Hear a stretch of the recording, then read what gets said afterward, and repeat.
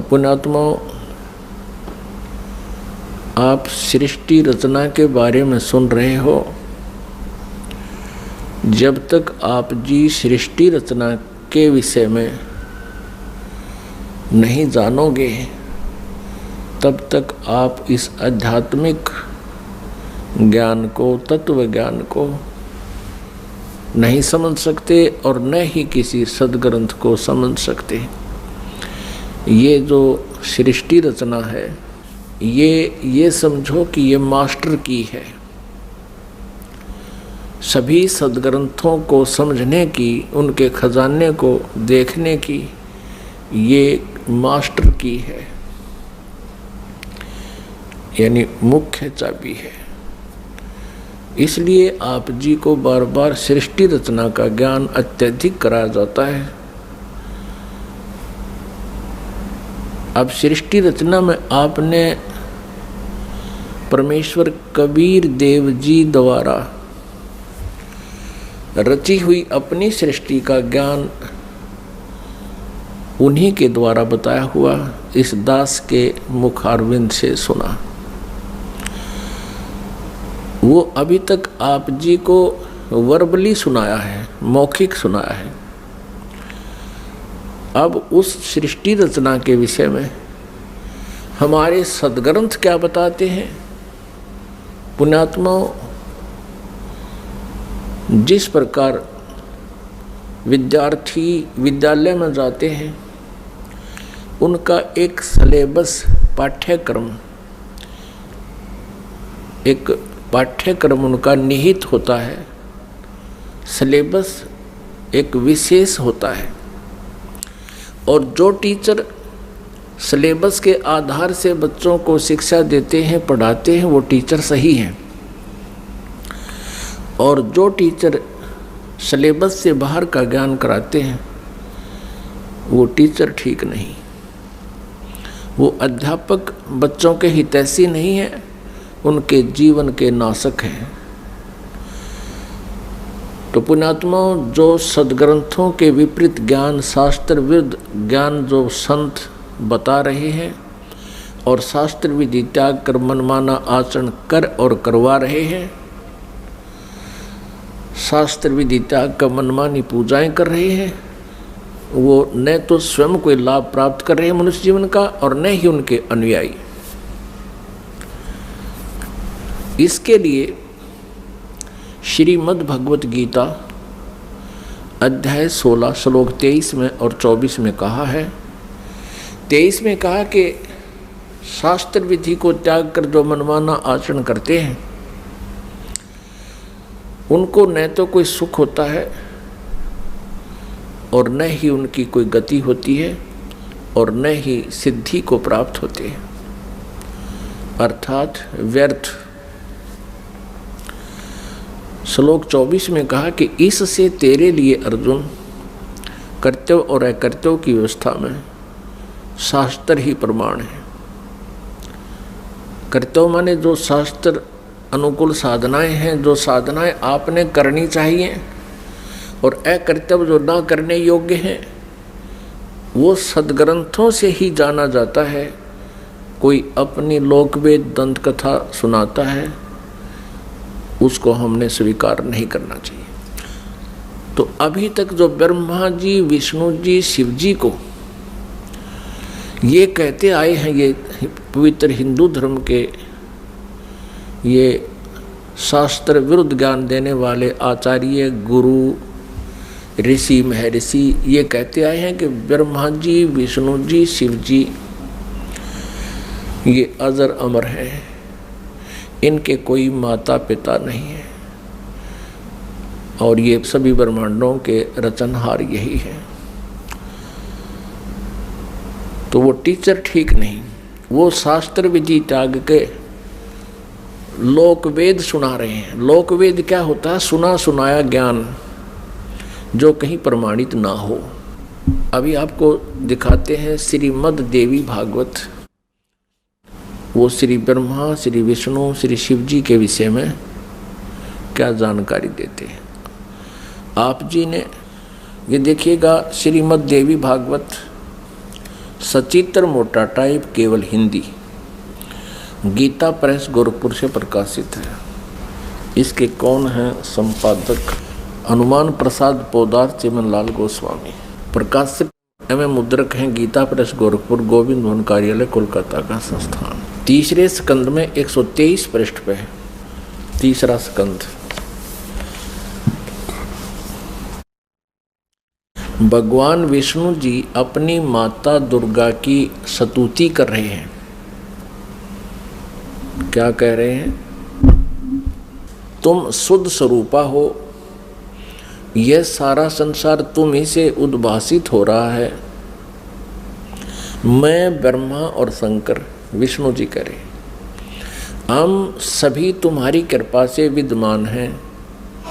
हमारा आविर्भाव माने जन्म, तिरोभाव माने मृत्यु, हमारा आविर्भाव और तिरोभाव हुआ करता है।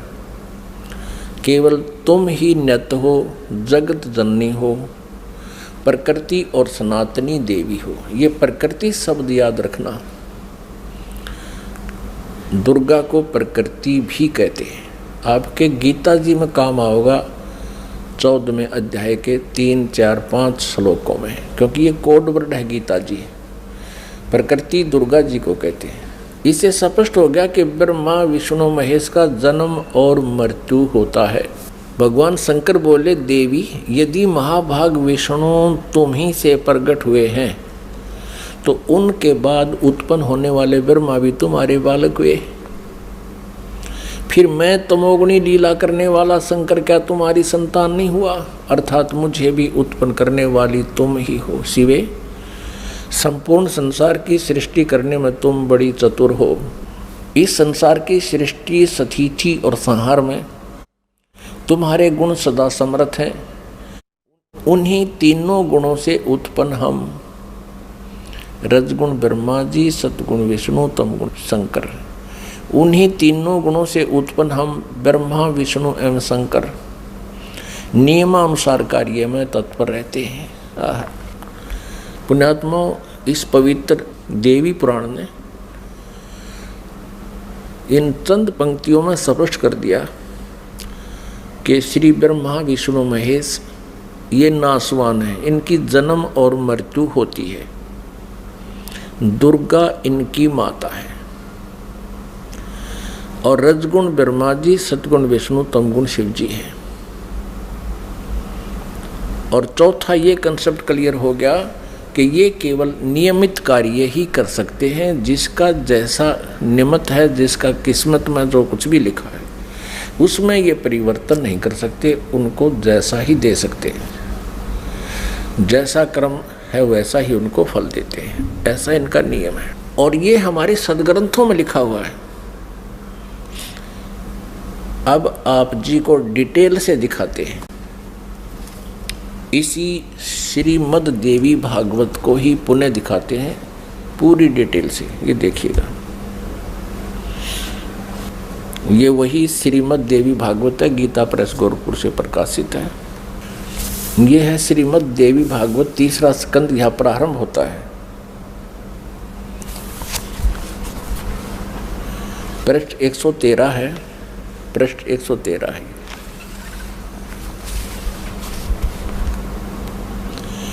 जन्मे जय ने पूछा, भगवान आपने अम्बा यज्ञ अर्थात परम पवित्र नवरात्र व्रत के करके उसके द्वारा देवी के आराधन करने की आज्ञा दी है। अतः वे कौन देवी हैं, कैसे और कब प्रकट हुई, उनके पधारने का क्या उद्देश्य था है, तथा वे किन गुणों से विभूषित हैं। अम्बा यज्ञ किस प्रकार होता है? आगे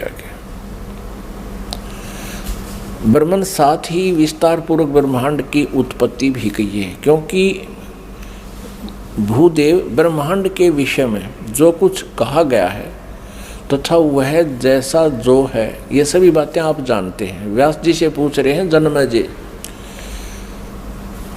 मैंने सुना है कि ब्रह्मा, विष्णु और रुद्र ये 3 सगुण देवता हैं। कर्मशः सृष्टि, पालन और संहार के कार्य का उत्तरदायित्व इन पर रहता है। पाराशर नंदन व्यास जी, अब मैं इनके संबंध में विस्तार पूर्वक सुनना चाहता हूँ, आप बतलाने की कृपा करें। व्यास जी कहते हैं, राजन तुम्हारी बुद्धि बड़ी विशाल है। अभी तुमने जो पूछा कि ब्रह्मादि की उत्पत्ति, यानी ब्रह्मा विष्णु महेश, ब्रह्मादि माने ब्रह्मा विष्णु महेश की उत्पत्ति कैसे हुई, सो वह महान कठिन विषय है। उसमें अनेक प्रश्न उठ जाते हैं। यही प्रश्न पूर्व समय में मैंने नारद जी से किया था। व्यास जी कह रहे हैं कि मैंने नारद से पूछा था यही ज्ञान। मैंने कहा, मुने आप बुद्धिमान हैं, मुझे यह बताने की कृपा कीजिए कि इस विस्तृत ब्रह्मांड के प्रधान कर्ता कौन है। मुनिवर, यह ब्रह्मांड कहाँ से उत्पन्न हो गया। दिविजवर, साथ ही यह भी बताइए कि यह ब्रह्मांड विनाशशील है अथवा सदा रहने वाला है। इसकी रचना ये 114 पृष्ठ पे, 3रा स्कंध। करने वाला कोई एक है अथवा बहुत से इसके रचयिता है। कर्ता के अभाव में कार्य का होना असंभव है। यह प्रश्न मेरे मन में उठा करता है। कुछ लोग भगवान शंकर को परम कारण मानकर जगत का रचयिता बतलाते हैं। वे कहते हैं कि देवादिदेव भगवान शंकर अविनाशी पुरुष हैं, उनका कभी जन्म और मरण नहीं होता, वे आत्मा मर्मण करने वाले हैं, देवताओं पर भी उनका शासन बना रहता है। दूसरे कई लोग भगवान विष्णु की प्रशंसा किया करते हैं। वे शक्तिशाली पुरुष, अव्यक्त, अखिल ऐश्वर्य के संपन्न परब्रह्म परमात्मा है। कुछ दूसरे लोग ब्रह्मा जी को सृष्टि का प्रधान कारण बताते हैं। कितने ही आचार्य भवानी को संपूर्ण मनोरथ पूर्ण करने वाली बतलाते हैं। वे आदिमाया महाशक्ति एवं परम पुरुष के साथ रहकर कार्य संपादन करने वाली प्रकृति है। ब्रह्म के साथ उनका अभेद संबंध है। ब्रह्म ये काल है, क्षर पुरुष, और अभेद संबंध यानी पति पत्नी का संबंध है। वे सृष्टि, सतिथि और संहार कार्य में संलग्न रहती हैं। संपूर्ण प्राणियों एवं देवताओं की भी वे जननी हैं। उनका कभी जन्म मरण नहीं होता।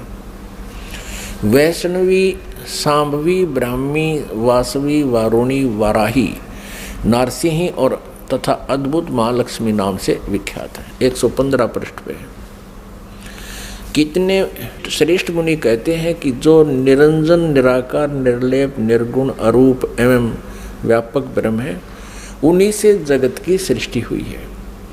कहीं कहीं वेद और उपनिषद में भी वे ही ब्रह्म तेजो में बतलाए गए हैं और प्रधान पुरुष हैं। हजारों मस्तकों, आँखों, कानों, हाथों, मुखों, चरणों से वे संपन्न आकाश भी ये आदि आगे देखो। अब व्यास जी पूछ रहे थे नारद जी तक, मैंने ऐसा सुना है कोई कुछ बता रहा है, कोई कुछ बता रहा है, कोई शंकर को रचयिता, कोई विष्णु जी को रचयिता बताते। अब नारद जी कहते हैं, व्यास जी प्राचीन समय की बात है, यही संदेह मेरे हृदय में भी उत्पन्न हो गया था। तब मैं अपने पिता अमित तेजस्वी ब्रह्मा जी के स्थान पर गया और उनसे इस समय जिस विषय में तुम पूछ रहे हो उसी विषय में मैंने पूछा। मैंने कहा, पिताजी यह संपूर्ण ब्रह्मांड कहाँ से उत्पन्न हुआ। विभो, आपने सम्यक प्रकार से इसकी रचना की है अथवा विष्णु इस विश्व के रचयिता हैं या शंकर ने इसकी सृष्टि की है। पर जगत प्रभु, आप विश्व के आत्मा हैं और सच्ची बात बताने की कृपा करें। किन देवताओं की पूजा करनी चाहिए तथा कौन देवता सबसे बड़े एवं समर्थ हैं। निष्पाप ब्रह्मा जी, इन सभी प्रश्नों का समाधान करके मेरे हृदय के संदेह को दूर करने की कृपा कीजिए। सत्यवती नंदन व्यास जी, इस प्रकार मेरे प्रश्न करने पर लोक पितामह ब्रह्मा जी मुझसे कहने लगे, ब्रह्मा जी ने कहा, बेटा मैं इस प्रश्न का क्या उत्तर दूं? यह प्रश्न बड़ा ही जटिल है। महाभाग, तुम भगवान विष्णु से इसका समुचित समाधान पा सकते हो। ये तीनों देवता, इनको ज्ञान तो है नहीं, इसलिए ये अपने से दूसरे की तरफ धका दिया करें। चलो वहाँ उससे पूछ लो। फिर भी विष्णु जी की तरफ संकेत करते हैं, फिर भी अपना ज्ञान वो बता रहे हैं। ब्रह्मा जी कह रहे हैं, महामते, इस संसार में कोई भी रागी पुरुष ऐसा नहीं है जिसे यह रहस्य विदित हो। जो त्यागी, अहंकार रहित एवं ईर्षा शून्य है, वही इसके रहस्य को जान सकता है। पूर्व काल में, अब सृष्टि की रचना बता रहे हैं ब्रह्मा जी। पूर्व काल में सर्वत्र जल ही जल था। स्थावर जंगम जितने प्राणी हैं उनमें कोई भी नहीं थे। तब कमल से मेरी उत्पत्ति हुई। उस समय मुझे सूर्य, चंद्र, वृक्ष तथा पर्वत कोई भी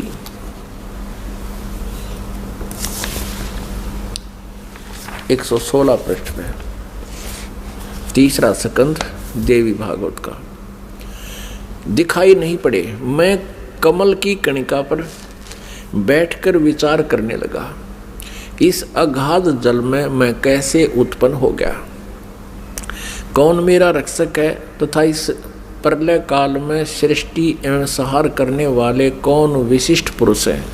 कहीं भी स्पष्ट रूप से भूमि भी नहीं दिखती जिस पर यह जल टिका हुआ है। यह कमल कैसे उत्पन्न हुआ, यों विचार करके मैं जल में उतरा। ब्रह्मा जी कह रहे हैं, 1000 वर्ष तक पृथ्वी का अन्वेषण करता रहा, यानी खोज करता रहा। इस पर भी मुझे उस जल का कहीं और छोर नहीं मिला।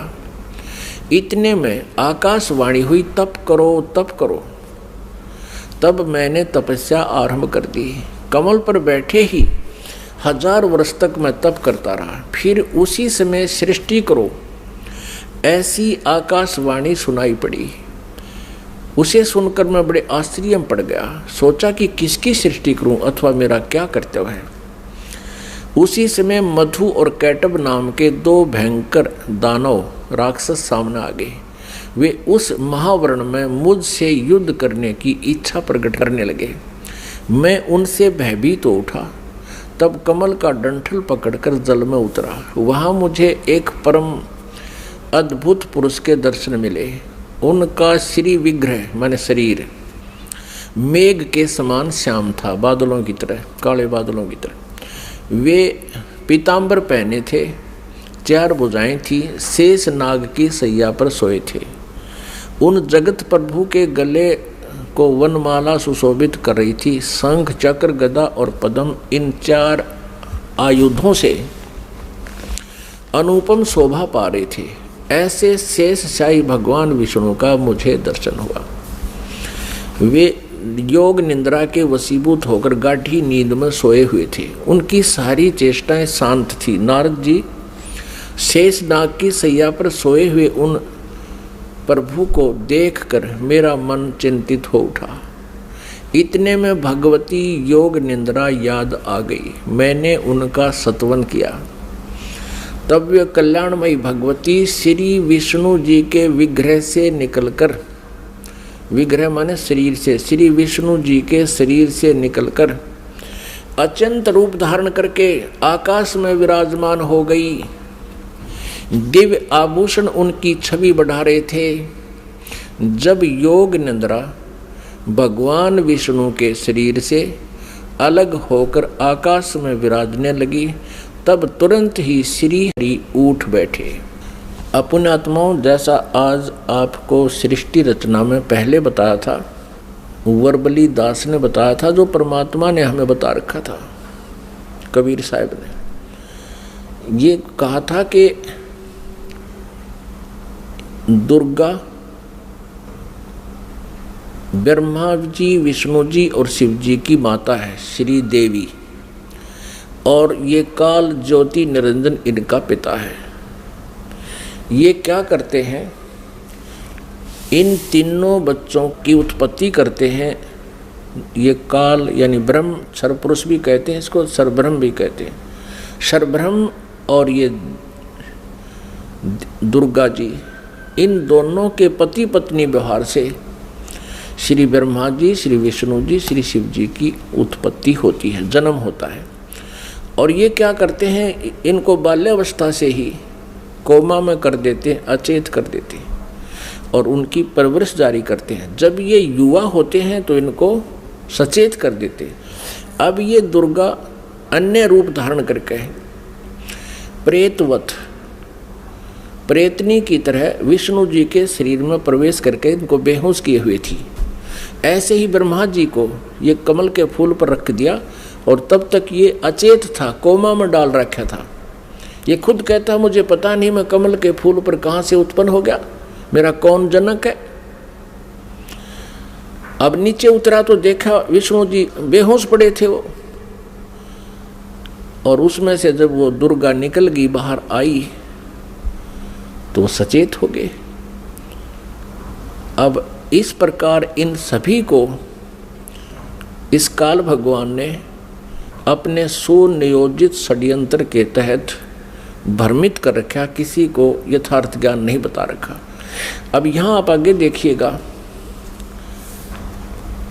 अब क्या होता है कि तीसरे स्थान पर भगवान शंकर को भी बेहोश कर रखा था, फिर उसको सचेत कर दिया, फिर तीनों को इकट्ठा कर दिया प्रेरणा करके, तीनों इकट्ठे हो गए। अब देखना श्रीमद् संक्षिप्त देवी भागवत और तीसरा स्कंद, और हम यहाँ पढ़ रहे थे। तब वे कल्याणमयी भगवती श्री विष्णु के विग्रह से निकलकर अत्यंत रूप धारण करके आकाश में विराजमान हो गई। दिव्य आभूषण उनकी छवि बढ़ा रहे थे। जब योग निंद्रा भगवान विष्णु के शरीर से अलग होकर आकाश में विराजने लगी, तब तुरंत ही श्री हरि उठ बैठे। उन्होंने मधु और कैटब के साथ 5000 वर्ष तक बड़ी घमासान लड़ाई की। तब वे दैत्य मरे। पहले देवी के कटाक्ष से मधुर और कैटब मोहित हो गए थे। उसके बाद भगवान विष्णु ने गोद में लिटाकर उन्हें वहीं प्राणों से रहित कर दिया।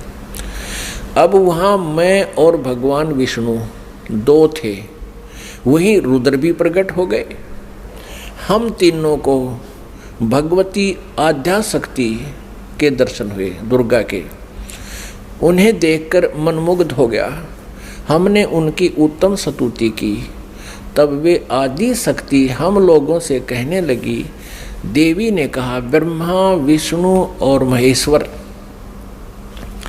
तुम भली भांति सावधान होकर अपने अपने कार्य में संलग्न हो जाओ। सृष्टि, स्थिति और संहार ये तुम्हारे कार्य हैं। ब्रह्मा जी कहते हैं भगवती आद्याशक्ति की, हम 117 पृष्ठ पर पढ़ रहे हैं, तीसरा स्कंद। वह वाणी बड़ी मधुर थी, सुंदर एवं सुखप्रद थी। हमने वह स्पष्ट सुनी। हम लोगों ने उनसे कहा, माता, हम किस प्रकार इन प्रजाओं के सर्जन आदि कार्य करने में सफल हों? विस्तृत भूमि का अभाव है, सभी स्थान जलमग्न है। हमारी बात सुनकर उन कल्याण स्वरूपिणी भगवती का मुखमंडल मुस्कान से भर गया। इतने में एक सुंदर विमान आकाश से उतरा। तब उन देवी ने हमें आज्ञा दी, देवताओं, निर्भीक होकर इच्छापूर्वक इस विमान में प्रवेश कर जाओ। ब्रह्मा, विष्णु और रुद्र, आज मैं तुम्हें एक अद्भुत दृश्य दिखलाती हूँ। हमने भगवती की बात सुनकर उसे शिरोधार्य कर लिया। उस रत्न जटित विमान पर चढ़कर हम लोग आराम से बैठ गए। हम तीनों देवताओं को उस पर बैठे देखकर देवी ने अपने सामर्थ्य से विमान को आकाश में उड़ा दिया। ब्रह्मा जी कहते हैं, मन के समान तीव्र गति से चलने वाला वह विमान जिस अपरिचित स्थान पर गया, वहाँ संपूर्ण फलों से लदे हुए अनेक सुंदर वृक्ष थे। आगे एक अत्यंत सुंदर नगर दिखाई पड़ा। अद्भुत चार दीवारी उस नगर की छवि बढ़ा रही थी। उसमें बहुत से ऊंचे ऊंचे महल थे। उचित स्थान पर यज्ञशालाएं बनी थी। क्षण भर के बाद वह एक दूसरे सुंदर प्रदेश में जा पहुंचा। वहां हमने देखा अनुपम नंदन वन था। पारिजात की संगन छाया के नीचे सुरभि गो बैठी थी। आप पास में ही ऐरावत हाथी विराजमान था। सैकड़ों अप्सराएं, यक्ष, गंधर्व और विद्याधर उस पराजित के उपवन में गाते एवं विहार करते थे। देखा तो वही महाभाग इंद्र भी थे। उनके समीप उनकी प्राण प्रिया सची विद्यमान थी। उस स्वर्ग के दृश्य को देखकर हम 118 पृष्ठ पे आश्चर्यचकित हो गए। आगे देखना। इतने में हमारा विमान तेजी से चल पड़ा और वह दिव्य धाम ब्रह्मलोक में जा पहुंचा। संपूर्ण देवता उस नगर के सामने मस्तक झुकाया करते थे।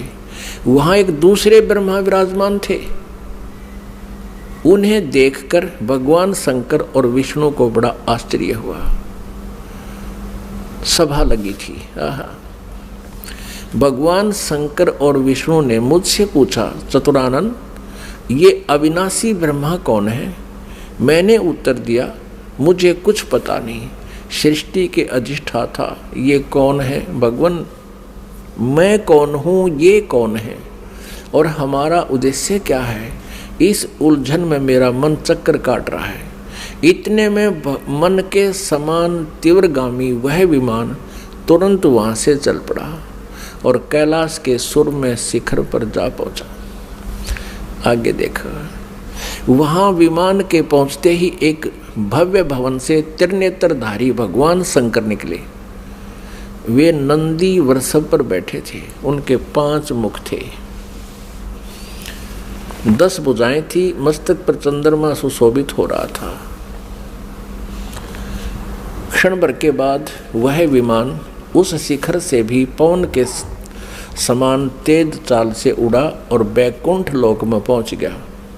वह भगवती लक्ष्मी का विलास भवन था। बेटा नारद, वहाँ मैंने जो संपत्ति देखी उसका वर्णन करना मेरे लिए असंभव है। उस उत्तमपुरी को देखकर विष्णु का मन आश्चर्य के समुद्र में गोता खाने लगा।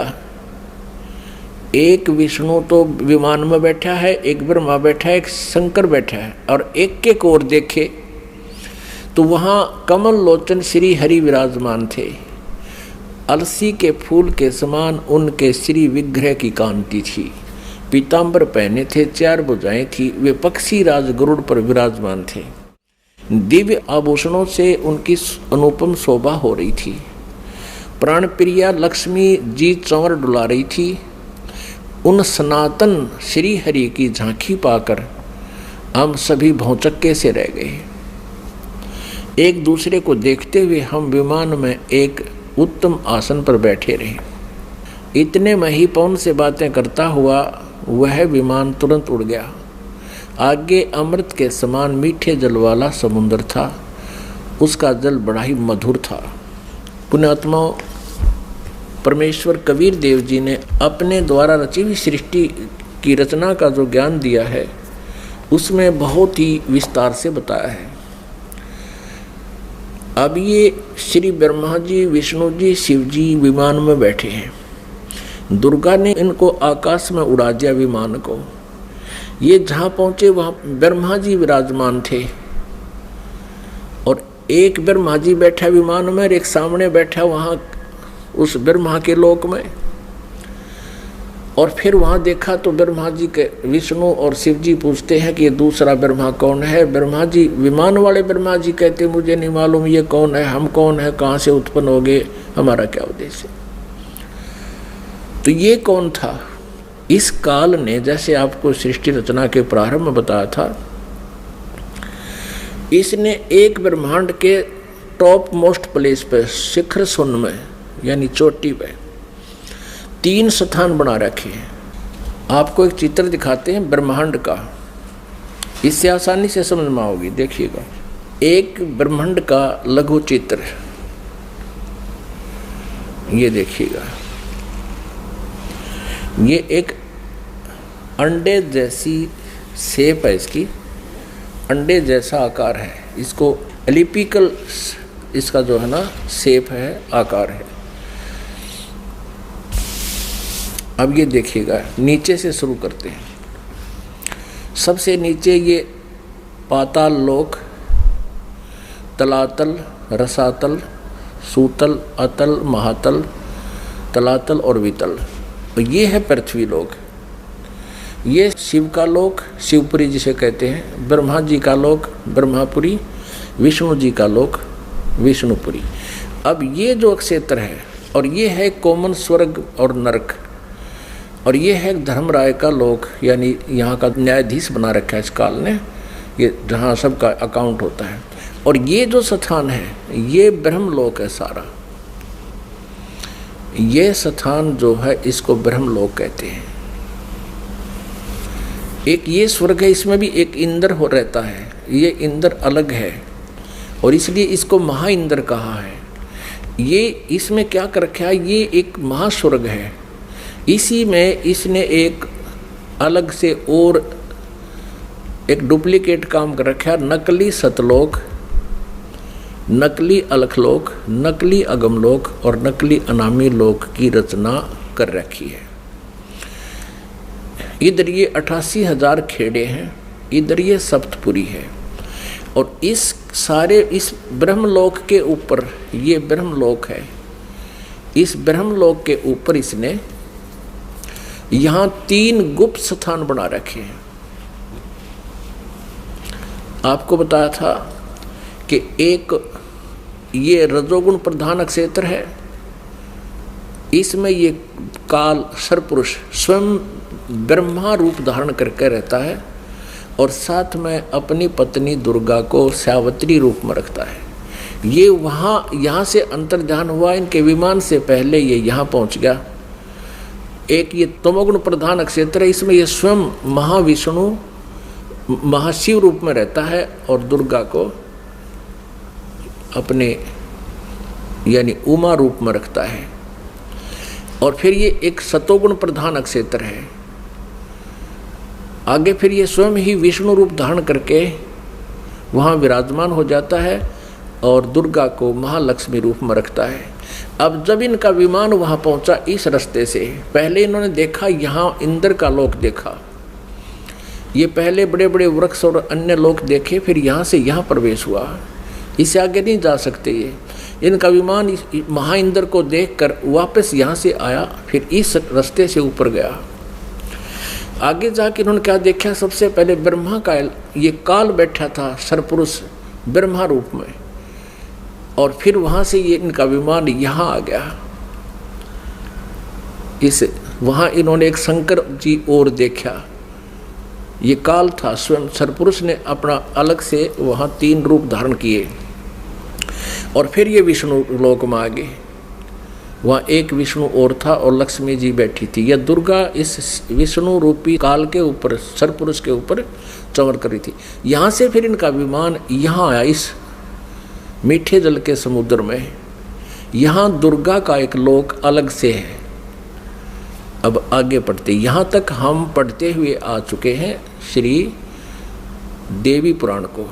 अब हम यहाँ आएंगे इस मीठे जल में, इस मीठे जल के समुद्र में पहुँच गए। अब यहाँ आते हैं पुण्यात्माओं, आज हमारे सदग्रंथ जो प्रमाणित कर रहे हैं, ये ज्ञान परमेश्वर कबीर जी ने 600 वर्ष पहले अपनी सच्चिदानंद घन ब्रह्म की वाणी में, कबीर वाणी में लिपिबद्ध करवा रखा है, आज से 600 वर्ष पहले। और आज इन सदग्रंथों में हमें सत्य हो रहा है। तो इससे सिद्ध है कि पूर्ण परमात्मा कबीर जी हैं, जिन्होंने पहले ही ये ज्ञान हमें दे रखा था और हमारे सदग्रंथों में विद्यमान है। अब हम कहाँ तक पढ़ते हुए आगे कि इन तीनों ये विमान में बैठे हैं, ब्रह्मा विष्णु शिव जी, और दुर्गा ने अपनी शक्ति से विमान को आकाश में उड़ा दिया। पहले वो पहुँचे ब्रह्मा जी के लोक में, वह इस काल के उस स्थान पर पहुँचे जो रजोगुण प्रधान है। वहाँ यह स्वयं ही सरपुरुष यानी काल ब्रह्म स्वयं ही ब्रह्मा रूप धारण करके विराजमान था। आगे फिर गए तो इस शंकर रूप में विराजमान था। आगे गए तो ये विष्णु रूप में विराजमान था।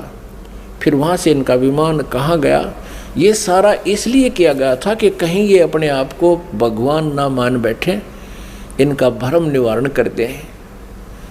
अब देखना, ये देवी भागवत चल रहा है, श्रीमद् देवी भागवत गीता प्रेस गोरखपुर से प्रकाशित है। ये वही पुस्तक है जो आपको पहले दिखाई थी। हमने यहाँ तक पढ़ लिया, हमने ये पढ़ा 118 पे। इतने में हमारा विमान तेजी से चल पड़ा और एक दिव्य धाम ब्रह्म लोक में जा पहुंचा। वहां पर एक दूसरे ब्रह्मा विराजमान थे। एक तो विमान में बैठा है, एक वहां विराजमान था दूसरा। वो ब्रह्म था, क्षर पुरुष था, वो धोखा देता है इनको। वो स्वयं ब्रह्मा रूप में वहां विराजमान था।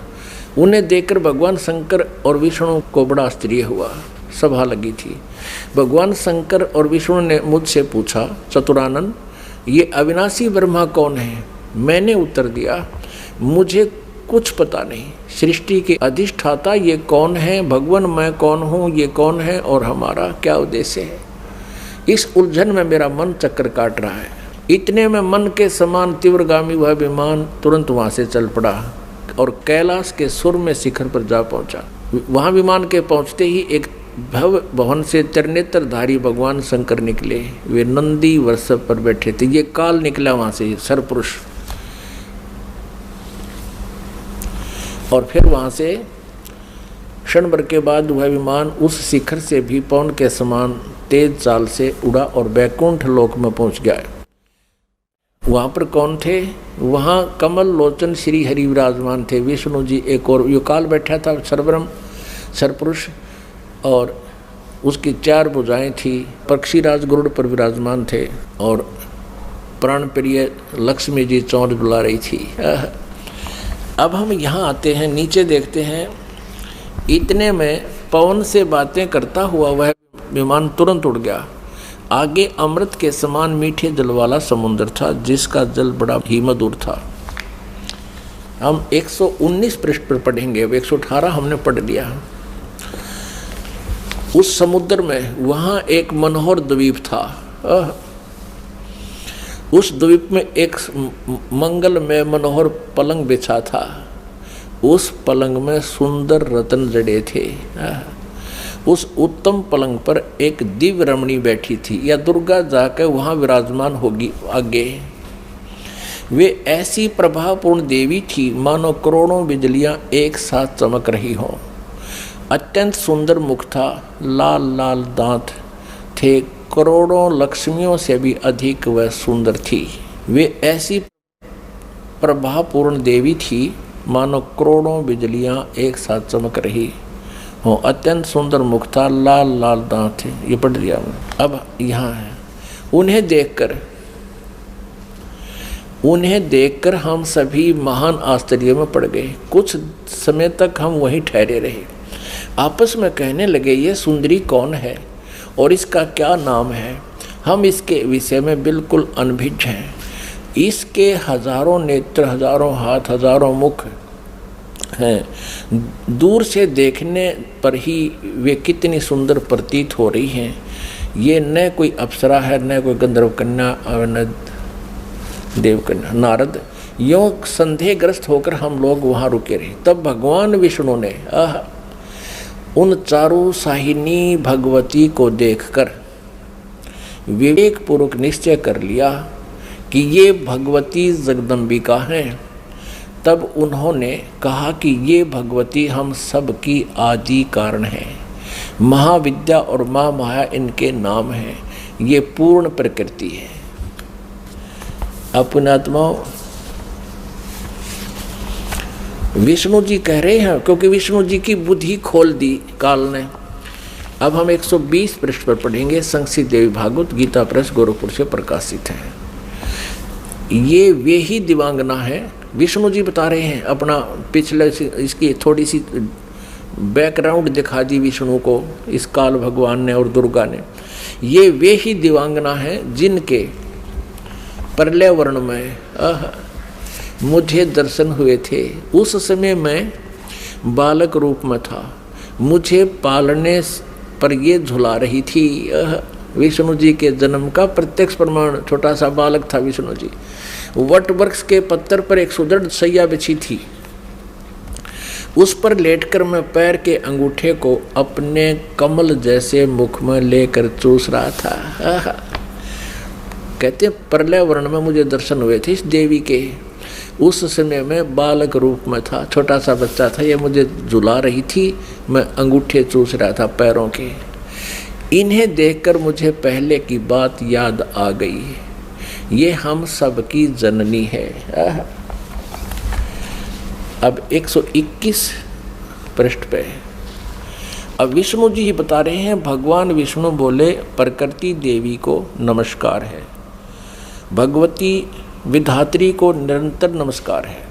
ये स्तुति करते हुए भगवान आ रहे हैं विष्णु जी। यहाँ देखिएगा 123 पृष्ठ पे जो प्रारंभ में पढ़ा था, अब वहीं फिर आगे हम। भगवान विष्णु स्तुति कर रहे हैं अपनी दुर्गा माता की, तुम शुद्ध स्वरूपा हो, यह सारा संसार तुम इसे उद्भासित हो रहा है। मैं ब्रह्मा और शंकर हम सभी तुम्हारी कृपा से विद्यमान हैं। हमारा आविर्भाव यानी जन्म और तिरोभाव माने मृत्यु हुआ करता है। केवल तुम ही नित्य हो, जगत जननी हो, प्रकृति और सनातनी देवी हो। भगवान शंकर बोले देवी यदि महाभाग विष्णु तुम्ही से प्रकट हुए हैं तो उनके बाद उत्पन्न होने वाले ब्रह्मा भी तुम्हारे बालक हुए हैं। ओए फिर मैं तमोगुणी लीला करने वाला शंकर क्या तुम्हारी संतान नहीं हुआ? अर्थात मुझे भी उत्पन्न करने वाली तुम ही हो शिवे। संपूर्ण संसार की सृष्टि करने में तुम बड़ी चतुर हो। इस संसार की सृष्टि स्थिति और संहार में तुम्हारे गुण सदा समर्थ हैं। उन्हीं तीनों गुणों से उत्पन्न हम ब्रह्मा विष्णु एवं शंकर नियमानुसार कार्य में तत्पर रहते हैं। अब पुण्यात्माओं, आप जी ने अपने सदग्रंथों को स्वयं पढ़ लिया और ये अभी तक पवित्र हिंदू धर्म के गुरुजन, ये आचार्य मंडलेश्वर, महामंडलेश्वर, गीता मनीषी, गीता के मर्मज ज्ञाता, वेदों के ज्ञाता, पुराणों के ज्ञाता कहलाते थे। इन्होंने कह का भी पता नहीं था। ये अज्ञानी हैं जो आज तक हमारे भगवानों यानी जिनको हम समर्थ मान रहे थे, अजरो अमर सुना करते थे, इनसे ये नहीं बता सके कि इनकी सतिथि क्या है, जबकि इनकी जीवनी बता रही है महापुरुषों की कि इनकी ये सतिथि है। अपनात्माओं, जैसा कि आपको सृष्टि रचना के प्रारंभ में जब कथा शुरू करी थी बताया था कि काल भगवान ने, इस क्षर पुरुष ने, जो ब्रह्मा विष्णु महेश के पिताजी हैं, दुर्गा जी के पति हैं, जो श्री देवी के पति हैं और ब्रह्मा विष्णु महेश के पिता हैं, इसने ये कहा था दुर्गा से कि मेरा भेद किसी को मत बताना। इसको बहुत सख्ती से कहा था। तो देवी ने उसी उद्देश्य से ब्रह्मा विष्णु महेश को इस क्षर पुरुष का ज्ञान नहीं दिया। अब दुर्गा से इसने कहा था कि मेरा भेद किसी को नहीं देना। इसी प्रकार दुर्गा ने इनको कोई उस भेद नहीं दिया ब्रह्म का, फिर भी सच्चाई छुप नहीं सकी। अब इसी में आपको प्रमाणित करते हैं देवी भागवत में, ब्रह्मा जी ने वेदों को पढ़ा, दुर्गा से पूछा कि वेदों में ये लिखा है कि केवल एक ब्रह्म जिसके बराबर दूसरा नहीं है। ब्रह्म माने परमात्मा भी होता है, वो ब्रह्म माने भगवान होता है, वो एक ही परमात्मा पूजा के योग्य है। तो वो क्या आप ही हो क्या? ब्रह्मा ने पूछा क्या वो आप ही हो? दुर्गा से कहती। अब दुर्गा क्या उत्तर देती है देखिएगा। हम श्रीमद् देवी भागवत यानी दुर्गा पुराण, देवी पुराण को पढ़ रहे हैं, जो गीता प्रेस गोरखपुर से प्रकाशित है। इसके तीसरे स्कंद में पृष्ठ नंबर 125 पर हम पढ़ रहे हैं। 123 तक हमने पढ़ लिया। यहाँ 124 पे देखिएगा,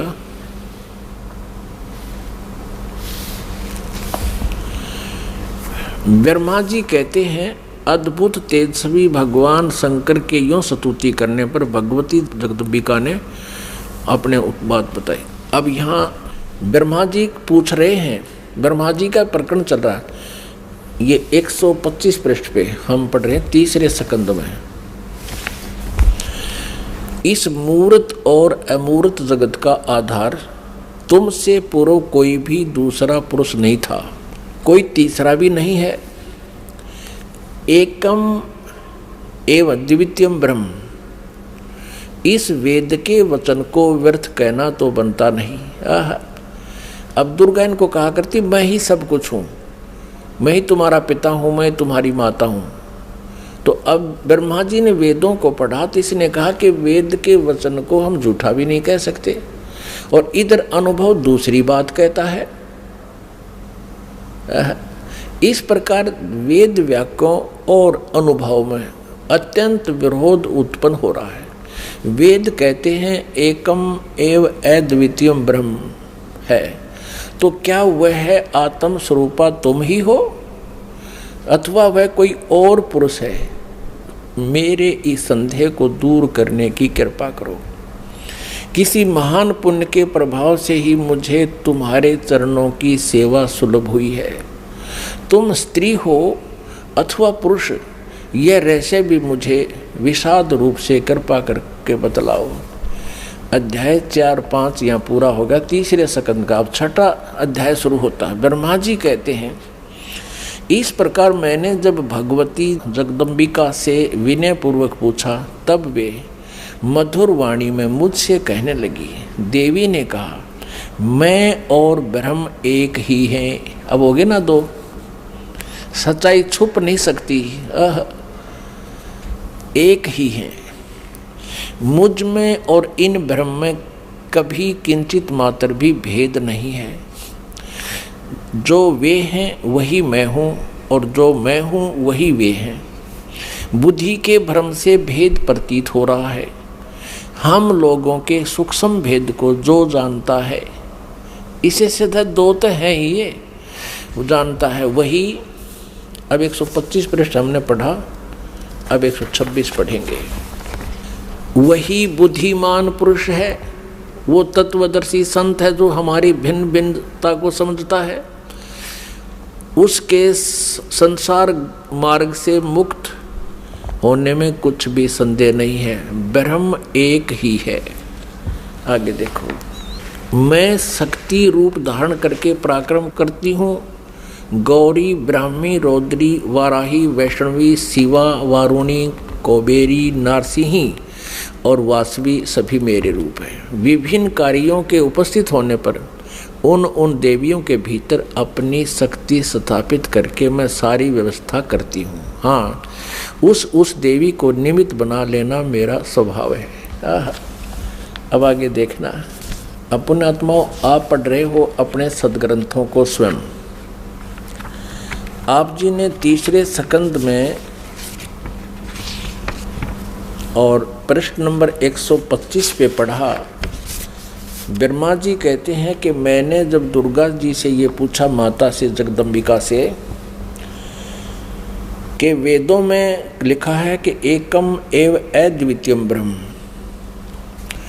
अद्वितीयम जिसके बराबर दूसरा कोई नहीं हो, वो ब्रह्म ही सब कुछ है। उधर से उपनिषद और आप जो कह रहे हो कि मैं ही सब कुछ हूँ, मैं ही सृष्टि रचना करने वाली हूँ, मेरे अतिरिक्त कोई नहीं है, तो इन वेद के वाक्य को झूठा भी नहीं कहा जा सकता।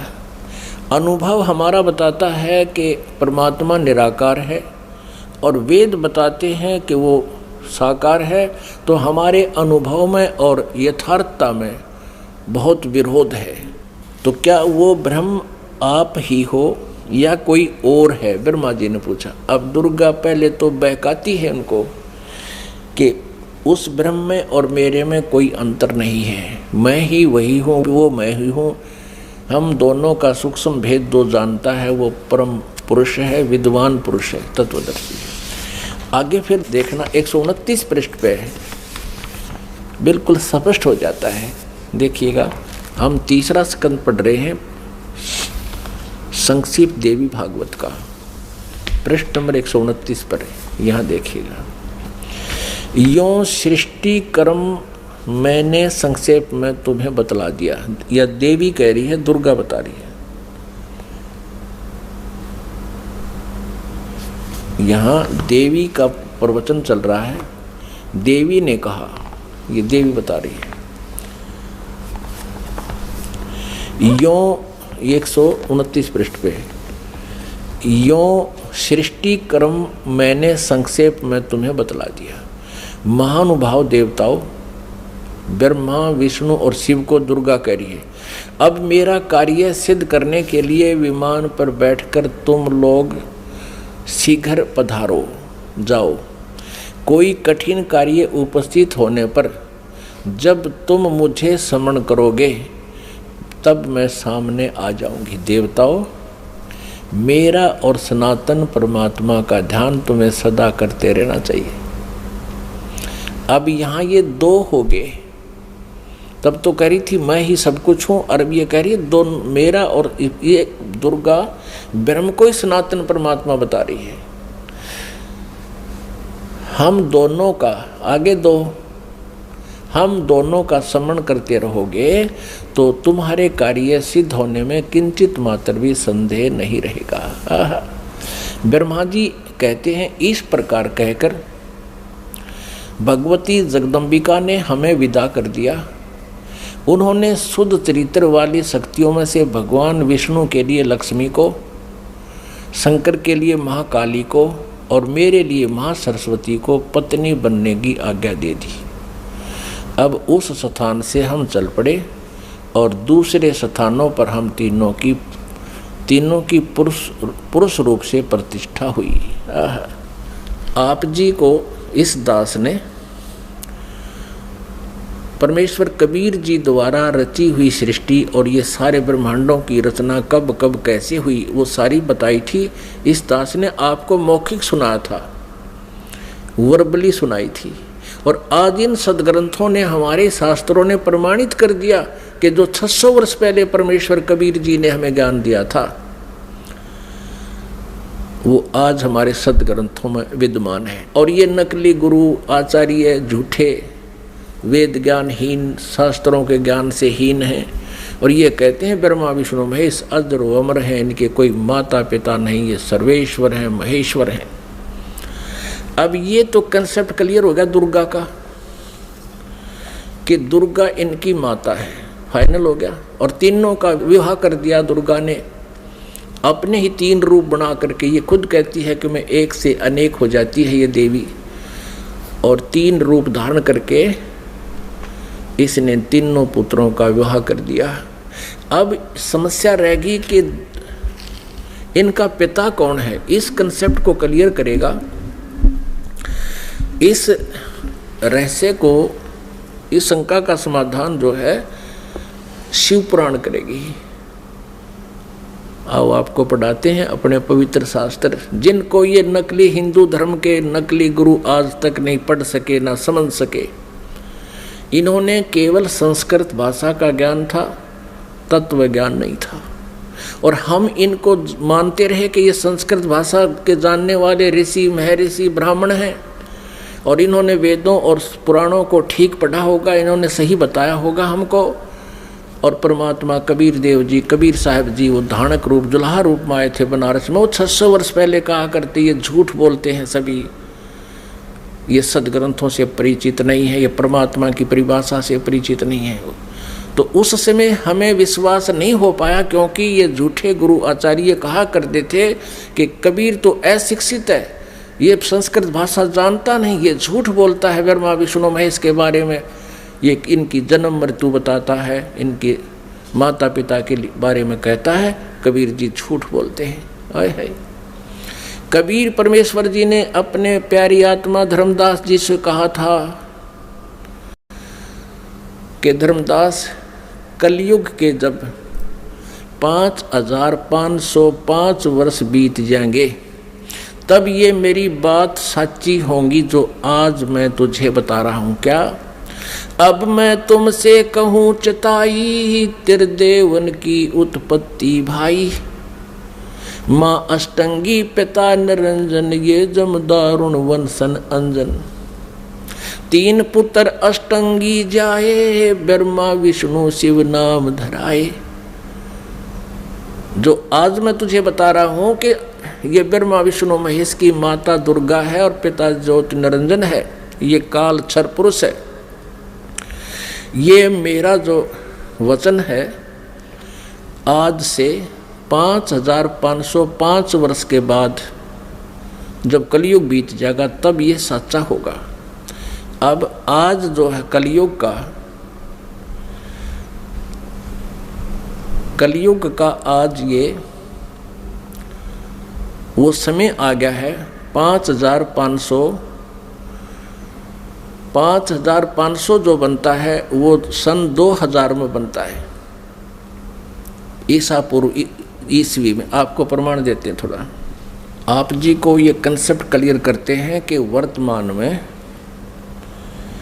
कलयुग का 5500 वर्ष चल रहे हैं। 5511 चल रहा है ये समझ लो आज। और इससे 5 वर्ष पहले सन 2000 में 5505 वर्ष हो जाते हैं। आपको प्रमाणित करते हैं, ये देखिएगा। एक ये हिमालय तीर्थ है, ये पुस्तक का नाम है हिमालय तीर्थ, और ये शंकराचार्य वालों की परंपरा से प्रकाशित है। हिमालय तीर्थ जेपी नंबूरी उप मुख्य कार्यकारी अधिकारी, श्री बद्रीनाथ केदारनाथ मंदिर समिति, ट्रैक्स एंड ट्रैक्ट्रुक्स, कलकत्ता। इतने से ये पहला प्रकाशन 2009 में हुआ है। प्रकाशक है रंजू चक्रवर्ती, ये ऐसा मुद्रक हैं गिरी प्रिंट सर्विस, कलकत्ता। अब इसके पृष्ठ नंबर 42 पर आपको दिखाते हैं। पृष्ठ नंबर 42 पुस्तक है हिमालय तीर्थ, और यहाँ देखना शंकराचार्य का विवरण है। आदि केदारेश्वर के समक्ष शंकराचार्य जी की दिव्य संगमरमर की मूर्ति है। शिव रहस्य के अनुसार, शिव रहस्य के अनुसार एक पुस्तक है शिव रहस्य, उसका इस संस्कृत में लिखा है। 63 वर्षाणाम शंकरो यति, अर्थात कलयुग के 3000 वर्ष व्यतीत होने पर बौद्ध मीमांसकों को के मत पर विजय प्राप्ति के लिए शंकर यति के रूप में आविर्भूत होंगे। यानी शंकर भगवान ही आदि शंकराचार्य के रूप में कलयुग के 3000 वर्ष व्यतीत होने पर बौद्ध मीमांसकों के मत पर विजय प्राप्ति के लिए शंकर यति के रूप में आविर्भूत होंगे। शंकराचार्य के दर्शन के उपरांत ये आगे लिखा है। अब हम दूसरा आपको दिखाते हैं। अब इससे सिद्ध हो गया कि जब कलयुग 3000 वर्ष व्यतीत हो चुका होगा उस समय आदि शंकराचार्य जी का जन्म होगा। अब ये प्रत्यक्ष प्रमाण ये कर रही है दूसरी पुस्तक कि ईसा से 508 वर्ष पूर्व, ईसा जी के से 508 वर्ष पहले शंकराचार्य जी का जन्म हुआ। अब देखो ये एक पुस्तक है ज्योतिर्मय ज्योतिर्मठ, ये हैं आदि शंकराचार्य जी, और ये हैं इनके बाद अब जो वर्तमान में श्री स्वरूपानंद जी शंकराचार्य, ये 2 पीठों के शंकराचार्य हैं, दोनों का आचार्य इनके पास है। ये पुस्तक है ज्योतिर्मय ज्योतिर्मठ, और यहाँ देखना जनवरी 2007 में छपी है। संरक्षक हैं अनंत श्री विभूषित ज्योतिष पीठाधीश्वर एवं द्वारका शारदा पीठाधीश्वर, दो के हैं ये मालिक। जगत गुरु शंकराचार्य स्वामी श्री स्वरूपानंद सरस्वती जी महाराज। संपादक एवं लेखक एवं संकलन करता है विष्णुदत्त शर्मा, अध्यक्ष आध्यात्मिक उत्थान मंडल दिल्ली। प्रेरणा स्रोत ये है, मुद्रक ये है, फाइन प्रिंट एंड पैक्स परामर्श एवं सहयोगी है। प्रकाशक यहाँ पर अखिल भारतीय आध्यात्मिक ज्ञान उत्थान मंडल 1/3234 गली नंबर 2 रामनगर तिवारी मंडोली रोड शाहदरा दिल्ली। ऐसे ऐसे। अब इसके प्रश्न नंबर 11 पर आपको दिखाते हैं। आदि शंकराचार्य का संक्षिप्त जीवन परिचय। लगभग 25 वर्ष पूर्व शंकराचार्य का जन्म चरमराती आस्था के युग में केरल प्रांत में पूर्णा नदी के तट पर कालाड़ी ग्राम में धर्मनिष्ठ नंबूदरी वैश्य शैव ब्राह्मण श्री शिव गुरु अर्थ व धर्मपरायण सुभद्रा के घर हुआ। श्री शिव गुरु तैत्रीय शाखा के यजुर्वेदी थे, जो आदि शंकराचार्य के पिताजी। शंकराचार्य का जन्म भगवान शंकर के आशीर्वाद से हुआ, अतः उनका नाम शंकर रखा गया। गुरु परंपरागत मठों के अनुसार उनका आविर्भाव काल ईसा पूर्व 508 वर्ष माना गया है या 576 वर्ष माना गया। ये 476 का अर्थ, ये 32 वर्ष की उम्र में इनका देहांत हो गया था। इसमें से 32 कम कर दें तो इतना ही होता है 476, यानी 508 वर्ष पूर्व। यहाँ इन्होंने लमसम कहा है कि लगभग 2500 वर्ष पूर्व 2500 वर्ष पूर्व उनका जन्म हुआ। कहाँ? कल। और इससे सिद्ध हो गया कि ईसा पूर्व 508, ईसा पूर्व 508 वर्ष, ये 2007 में लिख रहे हैं। तो ईसा की 2000 मानकर हम चलें तो उस समय 508 वर्ष पूर्व, यानी 2000 से 2508 वर्ष, यानी 2508 वर्ष पहले प्लस में जोड़ दो 3000, 5508 वर्ष हो गए।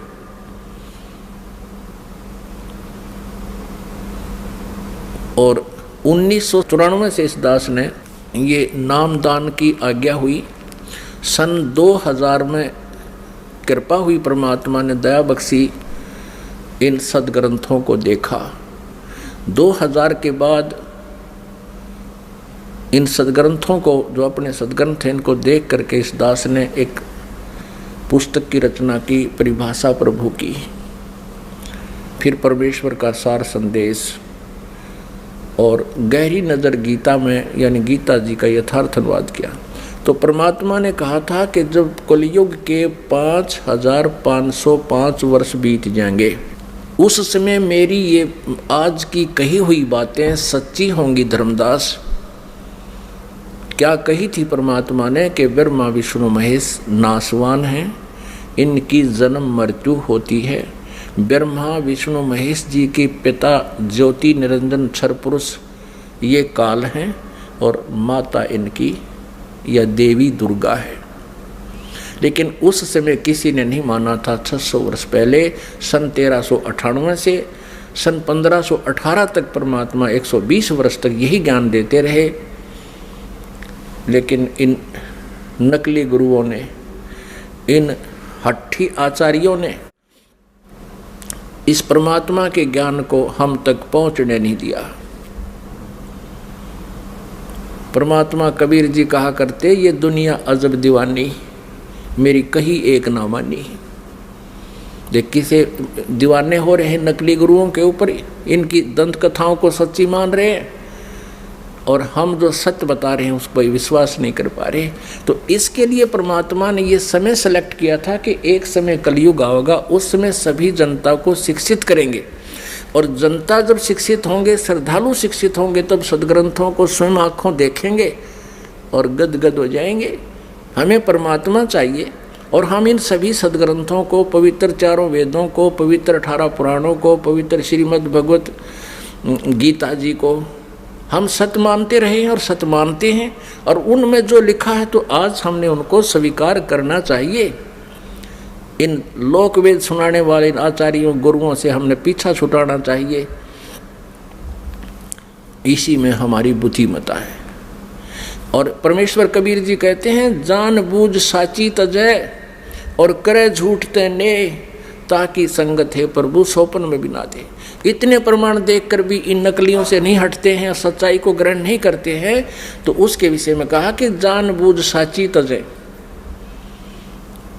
और करें झूठ तेने, ताकि संगत है प्रभु सोपन में भी ना दे। फिर इसे निकम्मा तत्व कहते दूर है ठीक, जो इतना कुछ देखकर भी नहीं मान रहे हैं।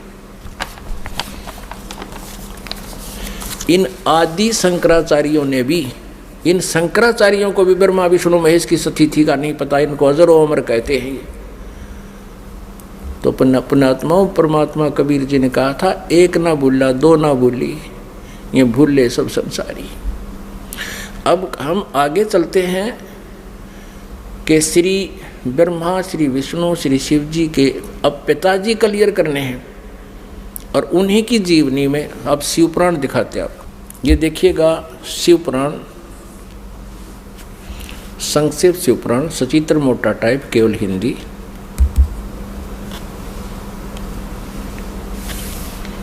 गीता प्रेस गोरखपुर से प्रकाशित है। संक्षिप्त शिव पुराण, सचित्र मोटा टाइप, केवल हिंदी। संपादक हनुमान प्रसाद पोदार।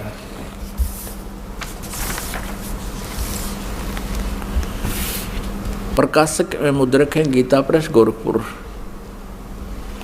गोविंद वन कार्यालय कोलकाता का संस्थान। अब यहाँ से शुरू करते हैं। ये रुद्र संहिता 98वां पृष्ठ शुरू करेंगे हम। संक्षिप्त शिव पुराण, ये रुद्र संहिता का 5वां अध्याय यहाँ समाप्त होता है। अपने पुत्र नारद की यह बात सुनकर लोक पितामह ब्रह्मा वहाँ इस प्रकार बोले। अब रुद्र संहिता का 6वां अध्याय हम पढ़ेंगे। ब्रह्मा जी ने कहा, ब्रह्मन देव शिरोमणे, तुम सदा समस्त जगत के उपकार में लगे रहते हो। तुमने लोगों के हित के कामना से ये बहुत उत्तम बात पूछी है। जिसमें समस्त चराचर जगत नष्ट हो गया था, सर्वत्र केवल अंधकार ही अंधकार था। न सूर्य दिखाई देते थे, न चंद्रमा, अनन्य ग्रहों और नक्षत्रों का भी पता नहीं था। न दिन होता था न रात। अग्नि, पृथ्वी, वायु और जल की भी सत्ता नहीं थी। उसमें तत्सद ब्रह्म, इस श्रुति में जो सत्य सुना जाता है, एकमात्र वही शेष था। अब पृष्ठ 100 पे संक्षिप्त शिव पुराण रुद्र संहिता हम पढ़ रहे हैं। जिस परब्रह्म के विषय में ज्ञान और अज्ञान से पूर्ण उक्तियों द्वारा इस प्रकार विकल्प किए जाते हैं, उसने कुछ काल के बाद द्वितीय की इच्छा प्रकट की। उसके भीतर एक से अनेक होने का संकल्प उदित हुआ। तब उस निराकार परमात्मा ने अपनी लीला शक्ति से अपने लिए मूर्ति की कल्पना की। जो मूर्ति रहित परम ब्रह्म है, उसकी मूर्ति भगवान सदाशिव हैं। अर्वाचीन और प्राचीन विद्वान उन्हीं को ईश्वर कहते हैं। उस समय एकाकी रहकर स्वेच्छानुसार विहार करने वाले उन सदाशिव ने अपने विग्रह से स्वयं ही एक स्वरूप भूता शक्ति की सृष्टि की, जो उनके अपने श्री अंग से कभी अलग होने वाली नहीं थी। उस पराशक्ति को प्रधान प्रकृति, अब ध्यान करना, ये कौन है? ये दुर्गा है, जो इस काल के शरीर से निकली। उस समय एकाकी रहकर स्वेच्छानुसार विहार करने वाले सदाशिव ने, सदाशिव कौन है? ये काल है। अपने विग्रह माने शरीर से स्वयं ही एक स्वरूप भूता शक्ति की सृष्टि की, ये ब्रह्मा जी बता रहे हैं। अब परमेश्वर कबीर जी ने बताया कि काल ने दुर्गा को खा लिया था, उसके पेट से परमेश्वर कबीर जी ने इसको अलग किया था। यहाँ इनकी मिलती जुलती सी बात है, क्योंकि कबीर परमेश्वर जी ने ब्रह्मा जी को ये ज्ञान सुनाया था, और ब्रह्मा जी ने कुछ अपना अनुभव, कुछ कबीर जी का ज्ञान मिला करके इसको सिरे चढ़ाया। उस समय एकाकी रहकर स्वेच्छानुसार विहार करने वाले उन सदाशिव ने अपने विग्रह माने शरीर से स्वयं ही एक स्वरूप भूता शक्ति की सृष्टि की, जो उनके अपने श्रीअंग से कभी अलग होने वाली नहीं थी। उस पराशक्ति को प्रधान प्रकृति, गुणवती माया, बुद्धि तत्व की जननी तथा विकार रहित बताया गया है। वह शक्ति अंबिका कही गई है। उसी को प्रकृति, ये ध्यान से याद रखना कि दुर्गा को प्रकृति भी कहते हैं। सर्वेश्वरी और त्रिदेव जननी, तीनों देवताओं की माता ब्रह्मा जी, विष्णु जी, शिव जी की जननी श्री दुर्गा जी को कहते हैं। वो त्रिदेव जननी, नित्य और मूल कारण भी कहते हैं। सदा शिव द्वारा प्रकट की गई उस शक्ति के 8 भुजाएं हैं। अंडरस्टूड हो गया कि इस दुर्गा के बारे में है। नाना प्रकार के आभूषण उसके श्री अंगों की शोभा बढ़ाते हैं। वह देवी नाना प्रकार की गतियों से संपन्न है और अनेक प्रकार के अस्त्र शस्त्र धारण करती है। क्लियर। एकाकिनी होकर भी वह समय संयोग वसात, वह माया संयोग वसात अनेक हो जाती है। इसी ने 3 रूप धारण किए थे, सावित्री, लक्ष्मी और उमा, जो ब्रह्मा, विष्णु और शिव से विवाह किया था। एकाकिनी होकर भी वह माया संयोग वसात अनेक हो जाती है। वे जो सदाशिव हैं, ये सरपुरुष के बारे में जानकारी है, ब्रह्मा विष्णु महेश के पिता के विषय में। ये उन्हें परम पुरुष ईश्वर शिव, शंभु और महेश्वर कहते हैं। अब देखना 101 पृष्ठ पर रुद्र संहिता का हम ये 6वां अध्याय पढ़ रहे हैं। वे अपने सारे अंगों पर भस्म रमाए रहते हैं। उन काल रूपी ब्रह्म ने, इसे काल कहो चाहे ब्रह्म कहो, सर्वपुरुष कहो, ज्योति निरंजन कहो, उन काल रूपी ब्रह्म ने एक ही समय शक्ति के साथ, नाथ नहीं है, शक्ति के साथ यानी दुर्गा के साथ शिवलोक नामक अक्षेत्र का निर्माण किया था। उस उत्तम अक्षेत्र को काशी कहते हैं। वह परम निर्वाण या मोक्ष का स्थान है जो सबके ऊपर विराजमान है। वे प्रिया और प्रियतम रूप शक्ति और शिव, प्रिया और प्रियतम यानी पत्नी और पति रूप में दुर्गा और ये काल रूपी ब्रह्म कहो चाहे इसको सदाशिव कहो, ब्रह्मा विष्णु महेश का पिता। दुर्गा और काल जो परमानंद स्वरूप है उस मनोरम क्षेत्र में नित्य निवास करते हैं। शिव और शिवाने, शिव यहाँ ये काल रूपी ब्रह्म है क्योंकि शिव का रूप धारण भी कर लेता है ये अपने पुत्र जैसा, क्योंकि अपने वास्तविक रूप में कभी किसी के समक्ष नहीं आता। ये शिव यानी इस काल रूपी ब्रह्म ने, ये काल रूपी ब्रह्म ने, शिव और शिवा ने, काल और दुर्गा ने प्रलय काल में भी उस अक्षेत्र को अपने सानिध्य से मुक्त नहीं किया है। देव से ब्रह्मा जी बता रहे हैं नारद को, एक समय उस आनंद वन में रमण करते हुए शिवा और शिव के मन में, काल और दुर्गा के मन में, दुर्गा और काल के मन में, सरपुरुष के मन में यह इच्छा हुई कि किसी दूसरे पुरुष की सृष्टि करनी चाहिए, यानी कोई बच्चा उत्पन्न करना चाहिए, लड़का, जिस पर यह सृष्टि संचालन का महान भार रखकर हम दोनों केवल काशी में रहकर इच्छा अनुसार विचरें और निर्वाण धारण करें। ऐसा निश्चय करके शक्ति सहित सर्वव्यापी परमेश्वर शिव ने, इस काल रूपी ब्रह्म ने दुर्गा के साथ रमण किया। अपने वाम भाग के 10वें अंग पर अमृत मल दिया, पति पत्नी व्यवहार किया। फिर तो वहाँ से एक पुरुष प्रकट हुआ, एक पुत्र की उत्पत्ति हुई। देखना 102 पृष्ठ पे संक्षिप्त शिव पुराण हम पढ़ रहे हैं। अब यहाँ पुत्र जो उत्पन्न हुआ इस काल रूपी ब्रह्म ने यानी शिव ने कहा, वत्स व्यापक होने के कारण तुम्हारा विष्णु नाम विख्यात हुआ। अब दुर्गा और काल से जो पुत्र उत्पन्न हुआ उसका नाम विष्णु रखा। ये आपने 6वां अध्याय पढ़ लिया रुद्र संहिता का। पुण्यात्माओं, ये अपने वही सदग्रंथ हैं जिनके आधार मानकर हम ये ज्ञान ग्रहण करते थे। ये आचार्य ब्राह्मण गुरु हमें ये बताया करते थे कि शिव पुराण में ऐसा लिखा है, हम इसलिए आपको बता रहे हैं। विष्णु पुराण में ऐसा लिखा है, देवी पुराण में ऐसा लिखा है। तो हम सोचा करते थे ये जो बता रहे हैं दंत कथा शायद ऐसा ही लिखा होगा क्योंकि ये संस्कृत जानते हैं। आज ये सदग्रंथ उनके लोक वेद के विपरीत ज्ञान बता रहे हैं। अब इसमें स्पष्ट हो गया, काल रूपी ब्रह्म सरपुरुष कहो, ज्योति निरंजन कहो, इसे काल कहो या इसे सदाशिव कहो, ये ब्रह्मा विष्णु महेश का पिता है। और दुर्गा कहो, प्रकृति कहो, और ये इनकी माता है। इन दोनों के संयोग से श्री विष्णु जी की उत्पत्ति हुई, ये अपनी शिव पुराण स्पष्ट कर रहे हैं। और रुद्र संहिता का 6वां अध्याय।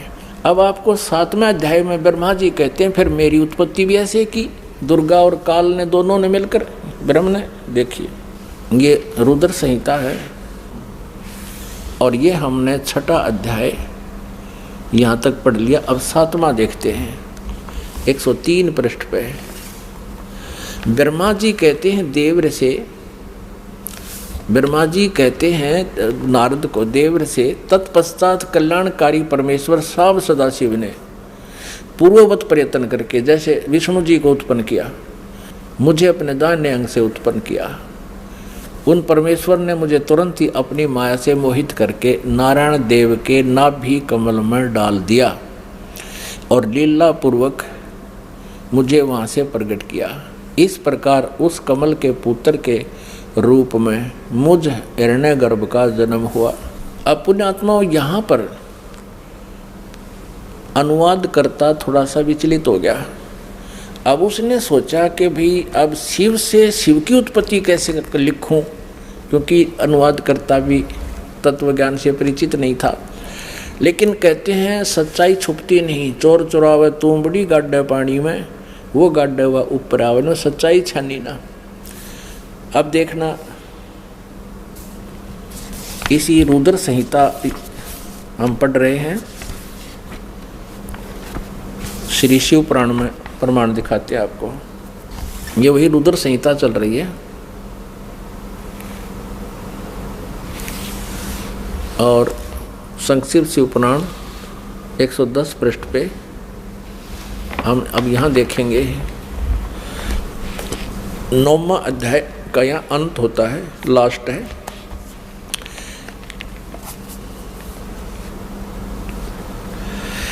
इस प्रकार ब्रह्मा विष्णु और रुद्र इन 3 देवताओं में गुण हैं। इस प्रकार ब्रह्मा विष्णु रुद्र इन 3 देवताओं में गुण हैं, परंतु शिव गुणातीत माने गए हैं। अब देखो 3 ये है, ब्रह्मा विष्णु और रुद्र, और ये काल रूपी ब्रह्म इनसे अलग है। 4 हो गए। और स्पष्ट करते हैं, एक बार श्री ब्रह्मा जी और श्री विष्णु जी का इस बात पर झगड़ा हो गया कि ब्रह्मा जी कहते हैं कि मैं सृष्टि का रचनहार हूँ और विष्णु तू मेरे से उत्पन्न हुआ है, तू मेरा पुत्र है। विष्णु जी कहते हैं कि तू मेरी नाभि कमल से उत्पन्न हुआ है, तू मेरा पुत्र है। इससे इन दोनों का आपस में युद्ध हो गया।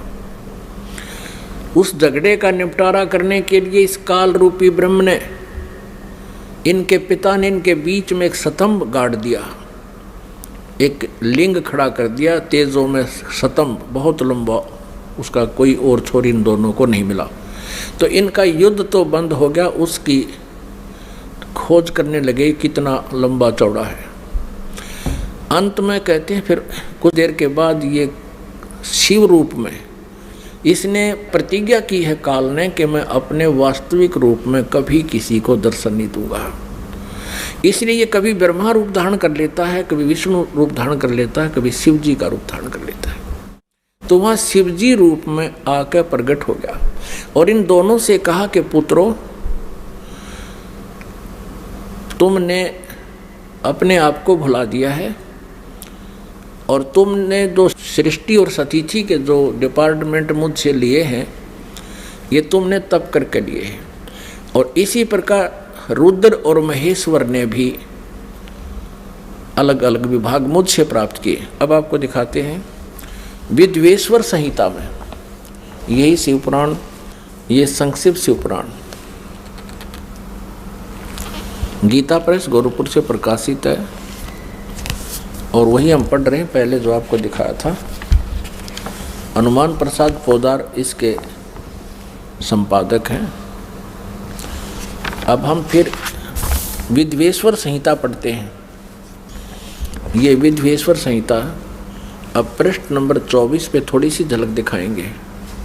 ये एक तेजों में लिंग यानी स्तंभ इनके बीच में खड़ा कर दिया काल भगवान ने, ब्रह्मा जी और विष्णु जी के। फिर ये स्वयं प्रकट हो गया। ये 25 पृष्ठ पे हम पढ़ेंगे। ब्रह्मा और विष्णु ने पूछा, प्रभो सृष्टि आदि 5 कृत्यों के लक्षण क्या हैं, यह हम दोनों को बताइए। भगवान शिव बोले, ये काल रूपी ब्रह्म सदाशिव इनका पिता बोला, मेरे कर्तव्यों को समझना अत्यंत गहन है, तथापि मैं कृपा पूर्वक तुम्हें उनके विषय में बता रहा हूँ। ब्रह्मा और अच्युत, सृष्टि, पालन और संहार, तिरोभाव और अनुग्रह, ये 5 ही मेरे जगत संबंधी कार्य हैं जो नित्य सिद्ध हैं। अब 26 पृष्ठ पे, ये 25 पे पढ़ा, अब 26 पे। अब यहाँ आइएगा। पुत्रों, तुम दोनों ने तपस्या करके प्रसन्न हुए मुझ परमेश्वर से। ब्रह्मा और विष्णु को ये सदा शिव काल रूपी ब्रह्म कह रहा है, पुत्रों तुम दोनों ने तपस्या करके प्रसन्न हुए मुझ परमेश्वर से सृष्टि और स्थिति नामक 2 कृत्य प्राप्त किए हैं, यानी 2 विभाग प्राप्त किए हैं। ये दोनों तुम्हें बहुत प्रिय हैं। इस प्रकार मेरी विभूति स्वरूप, अब वहाँ शिव के रूप में खड़ा था ये काल, मेरी विभूति स्वरूप रुद्र और महेश्वर ने 2 अन्य उत्तम कृत्य, ये मैं नहीं है, ने संहार और तिरोभाव मुझसे प्राप्त किए। यहाँ देखो 2 तो ये हो गए, विष्णु और ब्रह्मा। पुत्रों, तुमने तो स्थिति, सृष्टि और स्थिति ये 2 विभाग ले रखे हैं, और इसी प्रकार मेरी विभूति स्वरूप, क्योंकि वो उस समय शिव रूप में खड़ा था, रुद्र और महेश्वर ने 2 अन्य उत्तम कृत्य संहार और तिरोभाव मुझसे प्राप्त किए हैं। ये 4 हो गए ये, और 5वां ये बोल रहा है शिव। आगे देखो, ये स्पष्ट ये काल बोल रहा है, ब्रह्म बोल रहा है, सरपुरुष बोल रहा है। यहाँ से आइएगा, इसी के यानी 26 पृष्ठ पे हम पढ़ रहे हैं विद्वेश्वर संहिता का। यहाँ देखिए, मैंने पूर्व काल में अपने स्वरूप भूत मंत्र का उपदेश किया है जो ओंकार के रूप में प्रसिद्ध है। वह मंगलकारी मंत्र है। सबसे पहले मेरे मुख से ओंकार यानी ओम प्रकट हुआ, जो मेरे स्वरूप का बोध कराने वाला है। ओंकार वाचक है, मैं वाच्य हूँ। यह मंत्र मेरा स्वरूप ही है। प्रतिदिन ओंकार का निरंतर स्मरण करने से मेरा ही सदा स्मरण होता है।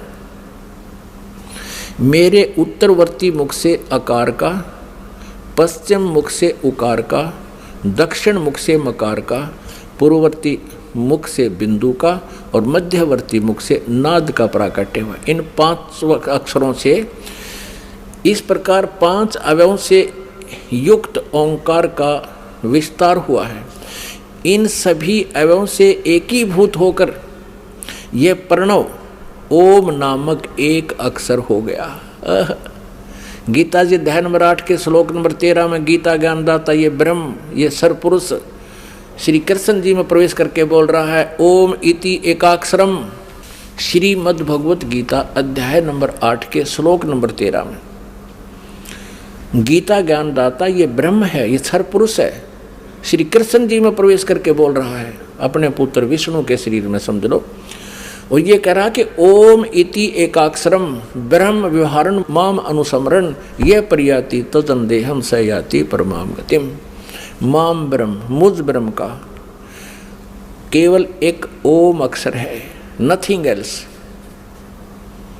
उच्चारण करके सिमरण करता हुआ ये प्रयाति तजन देहम सयाति परमाम गतिम, जो शरीर छोड़कर जाते समय इसका सिमरण करता हुआ जाता है, यानी अंत समय में भी इसी का सिमरण करता हुआ शरीर छोड़ता है।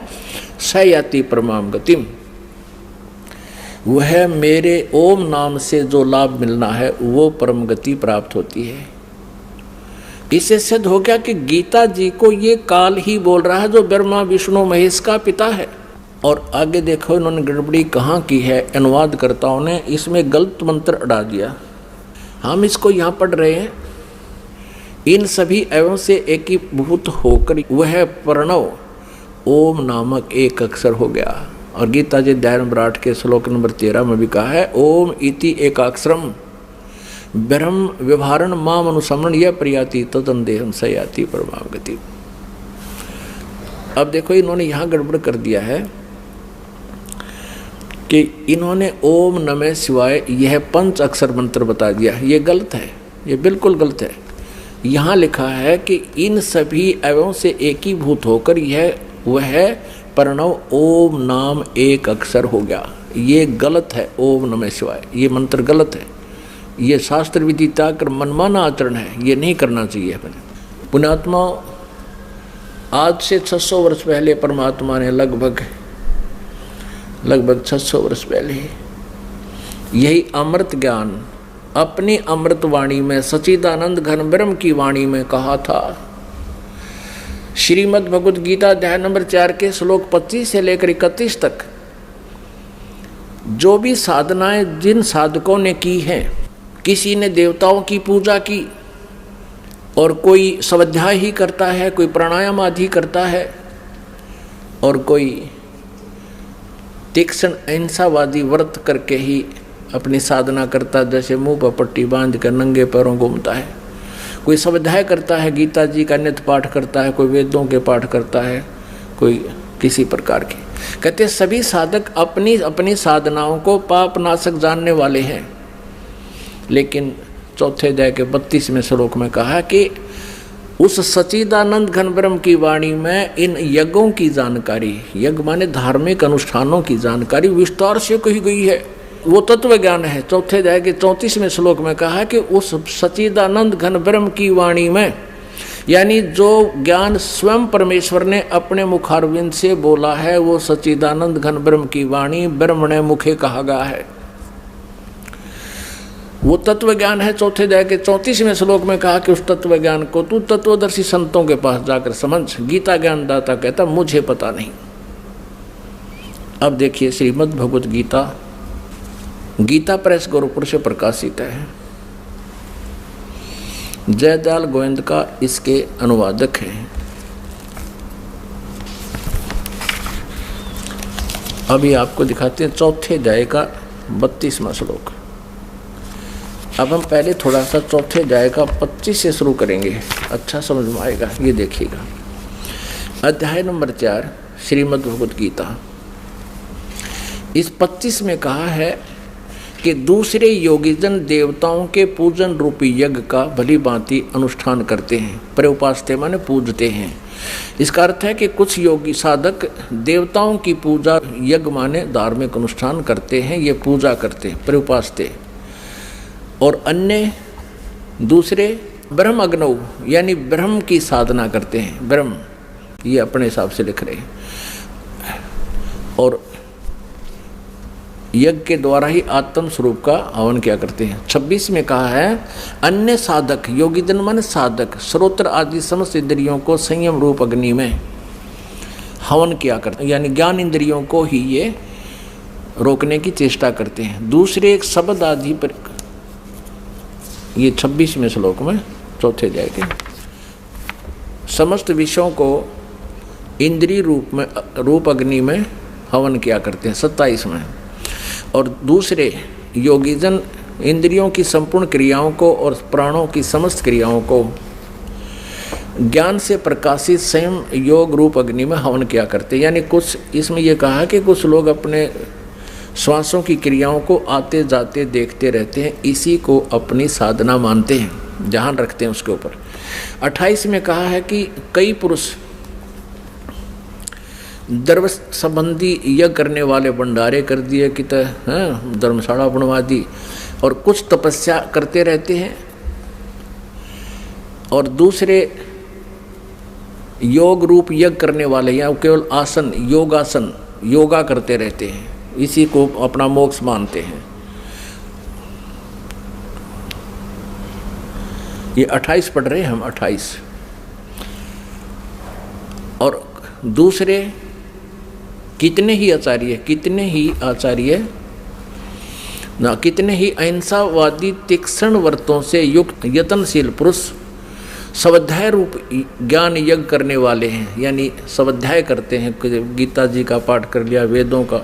29 में कहा है, दूसरे कितने ही साधक योगी जन अपान वायु में प्राण वायु को, यानी प्राणायाम की क्रियाओं को हवन करते हैं, और प्राण वायु को अपान वायु में, और कितने ही नियमित आहार अल्पाहारी रहते हैं। प्राणायाम प्राण पुरुष और प्राण और अपान की गति को रोककर प्राणों को प्राणों में ही हवन किया करते हैं। वे सभी साधक यज्ञों के द्वारा पापों का नाश कर देने वाले यज्ञों को जानने वाले हैं। अपने आत्माओं, इन गीता अध्याय नंबर 4 के श्लोक 25 से लेकर 30 तक आपने पढ़ लिया। इसका कहने का भाव ये है यहाँ पर कि कोई ऐसी साधना करता है और सभी साधक अपने साधनाओं को पाप नाशक जानते हैं। यदि वो ये समझें कि साधना ठीक नहीं है, पता लग जाए तो कोई ना करे इनको। तो अब बताया है कि चौथे अध्याय के 31वें श्लोक में कहा है कि जो साधना नहीं करते, भक्ति करते ही नहीं, उनको ना यहाँ सुख ना परलोक में सुख। अब चौथे अध्याय के 32वें श्लोक में कहा है कि जिन साधनाओं का वर्णन यज्ञों का 25 से लेकर और 30 तक किया है, इस प्रकार की अनेक प्रकार की विस्तार के साथ यज्ञों की जानकारी, यज्ञ माने धार्मिक अनुष्ठानों की जानकारी सच्चिदानंद घन ब्रह्म की वाणी में विस्तार से कही गई है, ब्रह्मणे मुखे। अब यहाँ अनुवादकर्ताओं ने चौथे अध्याय के 32वें श्लोक में गड़बड़ी कर दी अज्ञानता के कारण। उन्होंने ब्रह्मणे मुखे का अर्थ लिख दिया ब्रह्म की वाणी। लिखना था सच्चिदानंद घन ब्रह्म की वाणी में, यानी जो वेदों से अन्य है, क्योंकि श्रीमद् भगवत गीता का ज्ञान वेदों वाला ही है। और इसमें 2 प्रकार का ज्ञान है। एक तो इस ब्रह्म क्षर पुरुष का अपना मत है, और एक वेदों का ज्ञान है। जो वेदों वाला ज्ञान है वो वेदों से तुलना होता है तो वो सही है, और जो युद्ध करवाने के लिए इसने कुछ अटकलबाजी करके बताया कि ये मेरा मत है, ऐसी साधना जो कुछ भी इसने ज्ञान दिया है, तो वो मत, इसका भी मत अल्पज है ये भी, क्योंकि स्वयं कहता है कि उस तत्व ज्ञान को तत्वदर्शी संतों के पास जाकर समझ। इसको कंप्लीट नॉलेज नहीं है आध्यात्मिक ज्ञान का, गीता ज्ञान दाता को भी कंप्लीट नॉलेज नहीं है, इससे सिद्ध है। अब देखिएगा चौथे अध्याय का 31 और 32 श्लोक, श्रीमद् भगवत गीता चौथे अध्याय का। अब 30 तक हमने पढ़ लिया, 31 में सिर्फ इतना कहा है कि हे कुरु श्रेष्ठ अर्जुन, यज्ञ से बचे हुए अमृत का अनुभव करने वाले योगी जन, यानी शास्त्र अनुकूल साधना करने वाले सनातनम ब्रह्म यान्ति, गीता ज्ञान दाता से कोई अन्य है, वो सनातन ब्रह्म अविनाशी परमात्मा को प्राप्त होते हैं। यज्ञ न करने वाले पुरुष के लिए तो यह मनुष्य लोक भी सुखदायक नहीं है, तो फिर परलोक कैसे सुखदायक हो सकता है। अब 32 में चौथे अध्याय के अब 32वें श्लोक में इन्होंने यहाँ गड़बड़ कर दी। एवं बहुविधा यज्ञा वितता ब्रह्मणे मुखे, इन्होंने इस ब्रह्मणे मुखे का अर्थ यहाँ गलत कर दिया। और इस प्रकार और भी बहुत तरह के यज्ञ माने धार्मिक अनुष्ठानों की जानकारी, ब्रह्मणे मुखे का अर्थ कर दिया वेद की वाणी, ये गलत कर दिया। यहाँ भी चल गए ये। अब देखो ब्रह्मणे का अर्थ हम देखते हैं इन्हीं के द्वारा 17वें अध्याय के 23वें श्लोक में। अपनात्मा ये देखिएगा, ये अध्याय नंबर, ये 17वां अध्याय है, अध्याय नंबर 17 और 23वें श्लोक में श्रीमद् भगवद गीता में ओम तत् सत इति निर्देश है ब्रह्मणे तिर्विध है समर्थ है। अब यहाँ ओम ओम तत् तत् सत सत इति माने ऐसे यह है, तिर्विध है 3 प्रकार का, ब्रह्मणे माने सच्चिदानंद घन ब्रह्म का नाम कहा है। ब्रह्मणे माने सच्चिदानंद घन ब्रह्म यानी परम अक्षर ब्रह्म पूर्ण परमात्मा सच्चिदानंद घन ब्रह्म।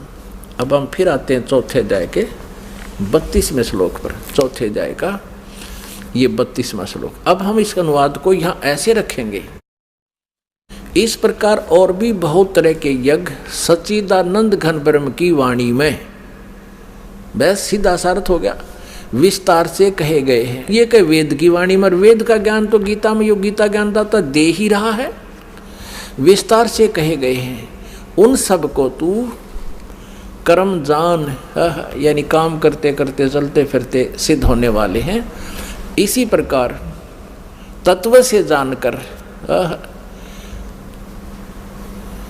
उनके अनुष्ठान द्वारा तो कर्म बंधन से सर्वथा मुक्त हो जाएगा।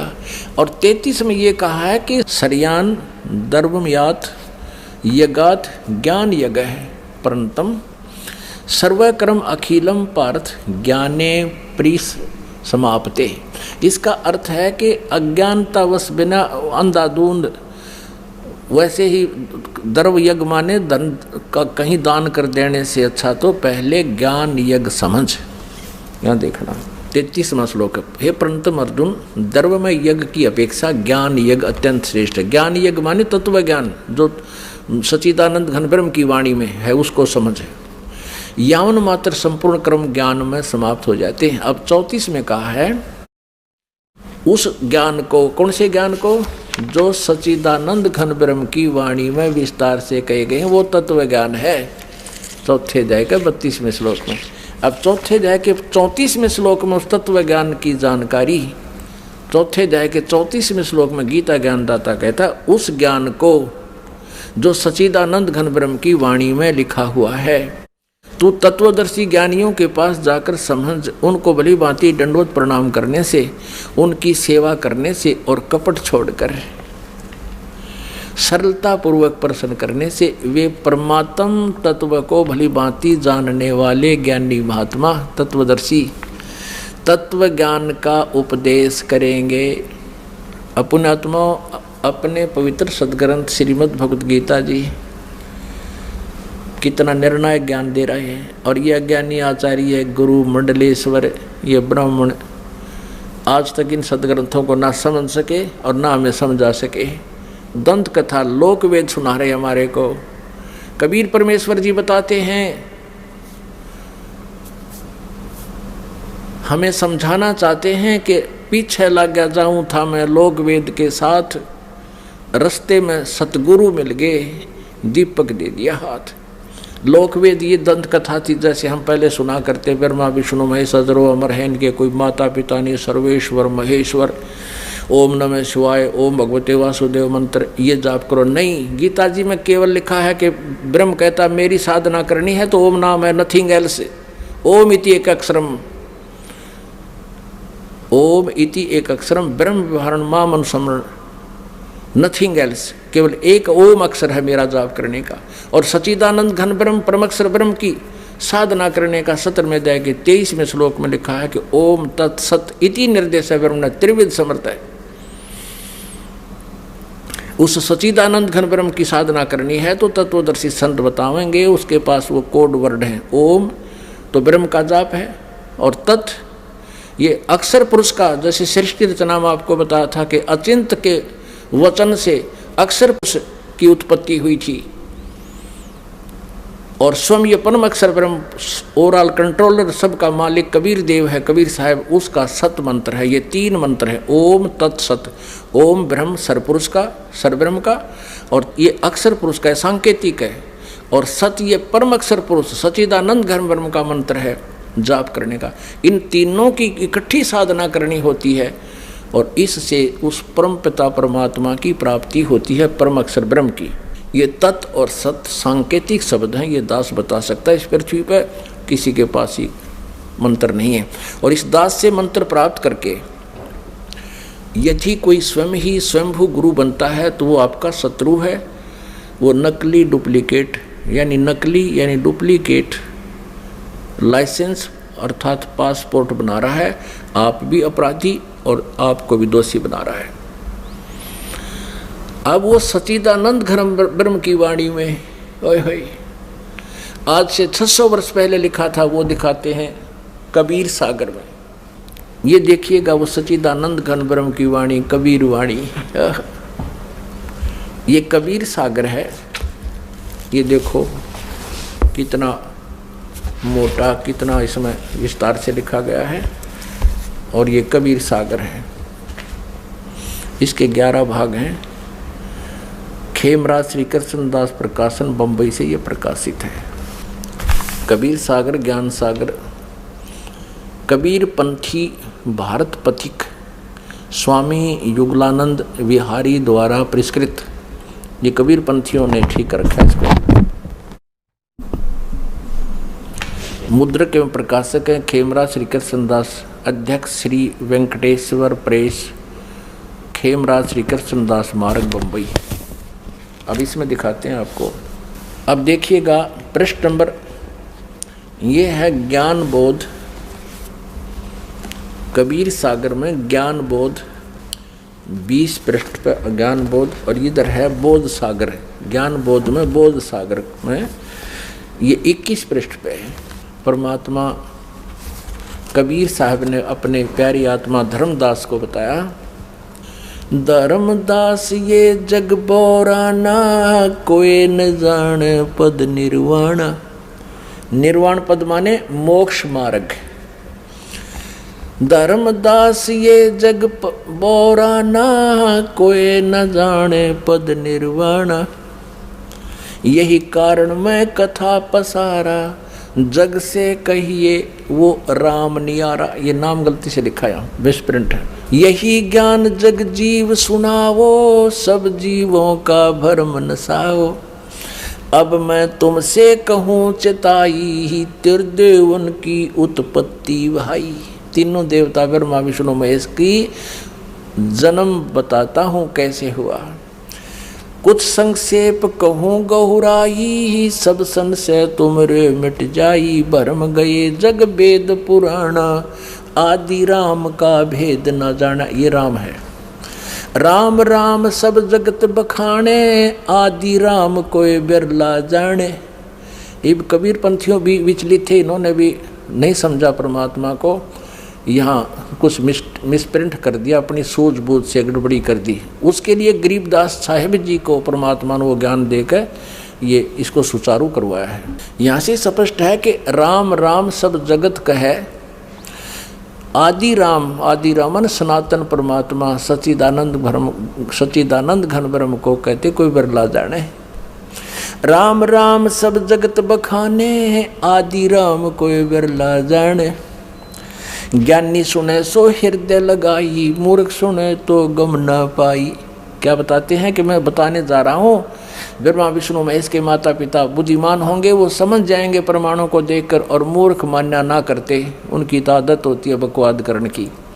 माँ अष्टंगी पिता निरंजन, ये जम दारुण वंशन अंजन। पहले कीन निरंजन राई, पीछे से माया उपजाई। माया रूप देख अति शोभा, देव निरंजन तन मन लोभा। काम देव धर्म राय सताए, देवी को तुरंत धर खाई। पेट से देवी करी पुकारा, हे साहेब मेरा करो उभारा। पेट से देवी करी पुकारी, साहेब मोहे करो उभारी। टेर सुनी सतगुरता आए, अष्टंगी के बंद छुड़वाए। यहाँ वास्तविकता यह है कि टेर सुनी तहाँ हम आए, परमात्मा कहते हैं अष्टंगी के बंद छुड़वाए। अब 22 पृष्ठ पे ज्ञान बोध कबीर सागर। धर्मराय को हिकमत कीना, नखरेखा से भग कर लीना। अब कहते हैं उस काल ने उस दुर्गा के प्रजनन इंद्री स्वयं ही लगाई। धर्मराय करे भोग विलासा, माया को रही तब आशा। यानी दुर्गा प्रेग्नेंट होगी। 3 पुत्र अष्टंगी जाए, ब्रह्मा विष्णु शिव नाम धराए। ओए होए, 3 पुत्र अष्टंगी दुर्गा ने पैदा किए शिव काल के संयोग से, और ब्रह्मा विष्णु और शिव नाम धराए। 3 देव विस्तार चलावे, इनमें ये जग धोखा खावे। पुरुष गम कैसे के पावे, काल निरंजन जग भरमावे। 3 लोग अपने सुत दीन्या, सुन निरंजन बासालीन्या। अपने तीनों पुत्रों को 3 लोकों का राज देकर, पृथ्वी पाताल और स्वर्ग का, और स्वयं कहते ऊपर सुन में जा बैठा। सुन माने ऊपर, ठीक जहाँ और कोई ना हो, वो कम प्लेस में, जहाँ इसने 3 रूप बनाकर अपने 3 स्थान बना रखे। 3 देव सो उनको ध्यावे, निरंजन का वह पार न पावे। ब्रह्मा विष्णु महेश को अपने पिता की भी प्राप्ति नहीं हो सकी है, इसलिए उनको निराकार बता रहे हैं। ये अलख निरंजन बड़बट पारा, 3 लोक जीव करे आहारा। ब्रह्मा विष्णु शिव नहीं बचाए, सकल खाए पुन धूर उड़ाए। तिनके सुत हैं तीनों देवा, आंदर जीव करत हैं सेवा। अब परमात्मा क्या बता रहे हैं कि इन दुर्गा और काल के ये 3 पुत्र हैं, रजगुण ब्रह्मा, सतगुण विष्णु, तमगुण शिव जी। और अंधे जीव इन्हीं की पूजा करते हैं। अंधे माने ज्ञानहीन प्राणी, और इन्हीं को सर्वेश्वर मानकर इनकी पूजा करते हैं। फिर देखिए, तिनके सुत हैं तीनों देवा, आंधर जीव करते हैं सेवा। सेवा माने पूजा। ये अंधे ज्ञानहीन, तत्व ज्ञानहीन प्राणी इन्हीं काल के 3 पुत्रों की पूजा करते हैं।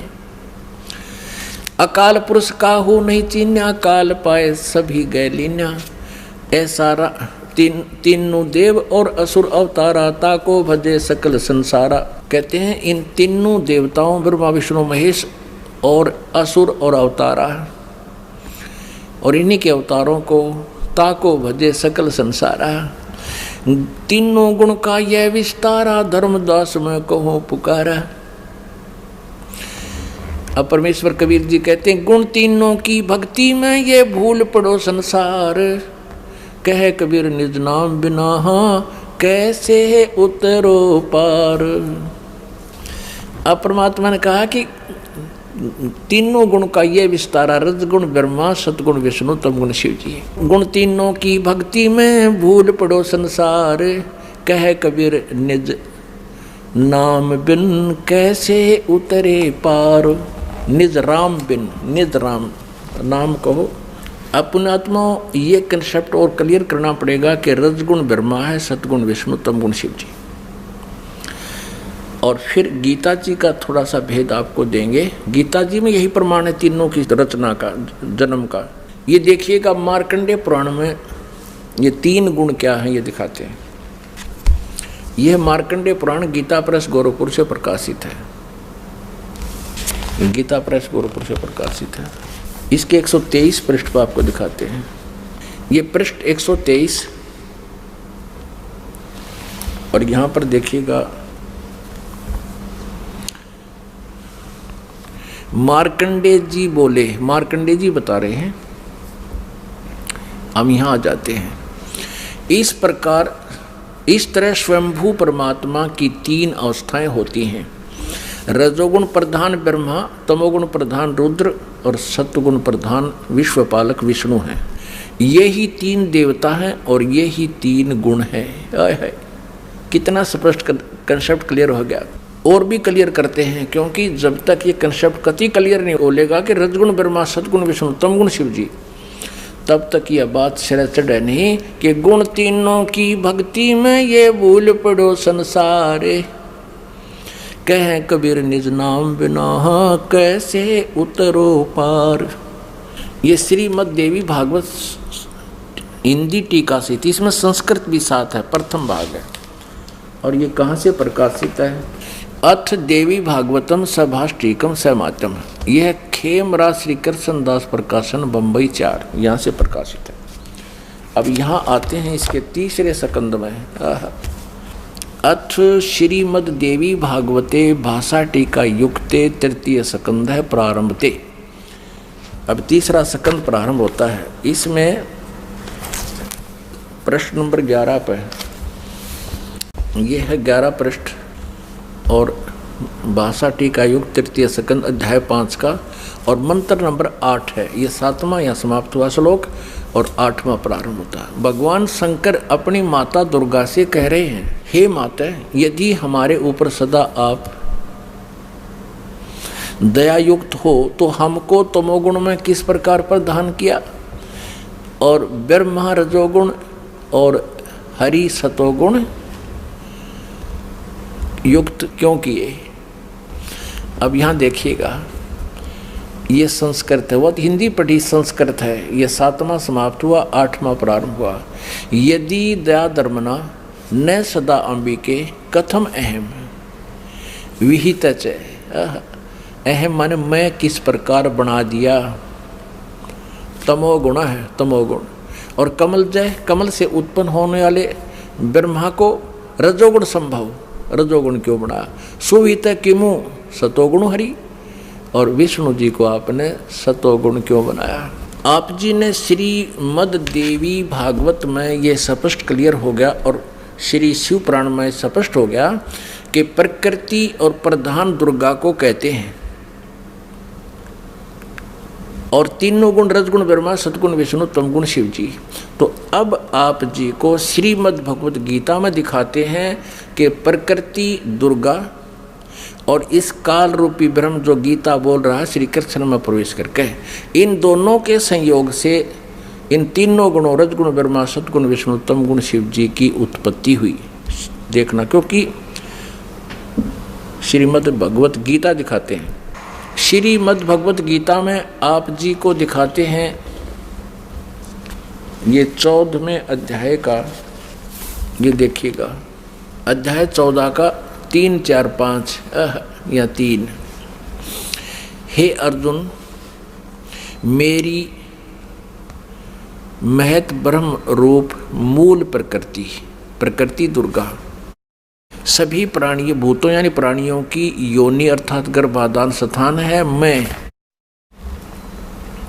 उस योनि में चेतन समुदाय रूप गर्भ को स्थापन करता हूँ। उस जड़ चेतन के तत्व मन उसके संयोग से सब प्राणियों की उत्पत्ति होती है, भूतों की उत्पत्ति होती है। 4 में, हे अर्जुन, नाना प्रकार की सब योनियों में यानी शरीरों में जितनी मूर्तियां अर्थात शरीरधारी प्राणी उत्पन्न होते हैं, प्रकृति तो उनकी गर्भ धारण करने वाली माता है, उन सब की दुर्गा। दुर्गा तो उनकी माता है, मैं बीज स्थापन करने वाला पिता हूँ। आगे देखो 5वें में, हे अर्जुन, सतगुण विष्णु रजगुण ब्रह्मा और तमगुण शंकर, ये प्रकृति से उत्पन्न दुर्गा से उत्पन्न तीनों गुण यानी तीनों देवता अविनाशी जीव आत्मा को शरीर में बांधते हैं, यानी कर्मा उनके अनुसार ये इन तीनों रजगुण ब्रह्मा सतगुण विष्णु तमगुण शिव जी ये दुर्गा से जन्मे हैं, इनका जन्म हुआ है। और कर्मानुसार शरीर में यानी कर्म दंड के आधार से हमें यहाँ पर रखते हैं। अपने आत्माओं, परमात्मा कहा करते थे कि मेरी बात कहते हैं या दुनिया अजब दीवानी, मेरी कही एक ना मानी। क्या कहा करते परमात्मा, निरंजन धन तेरा दरबार, निरंजन धन तेरा दरबार, जहाँ पर तनिक ना न्याय विचार। कबीर परमेश्वर पूर्ण ब्रह्म परम पूज्य कबीर परमेश्वर जी 600 वर्ष पहले कहा करते रहे, काल तेरा नाश जाइयो, तने कैसा जुल्म कर रखा है। इस ज्योति निरंजन को कहा करते थे कि इस तेरे लोक में कितने तिनक भी न्याय नहीं है, तूने सबको भ्रमित कर रखा है, सबको झूठ कपट के आधार से रोक रखा है, और इन झूठे गुरुओं से झूठा ज्ञान तूने जनता के अंतःकरण में बरवा दिया। और ये भोली जनता इन झूठों को सच्चा मानते हैं और मेरी नहीं मानते। निरंजन धन तेरा दरबार, निरंजन धन तेरा दरबार जहाँ पर तनिक न न्याय विचार। वैसा ओढ़े मुल मुल खासा गल मोतियों के आर। वैसा ओढ़े मुल मुल खासा गल मोतियों के हार। पति भरता को मिले न खादी ये सूखा निरस आहार। निरंजन धन तेरा दरबार निरंजन धन तेरा दरबार जहाँ पर तनिक न न्याय विचार।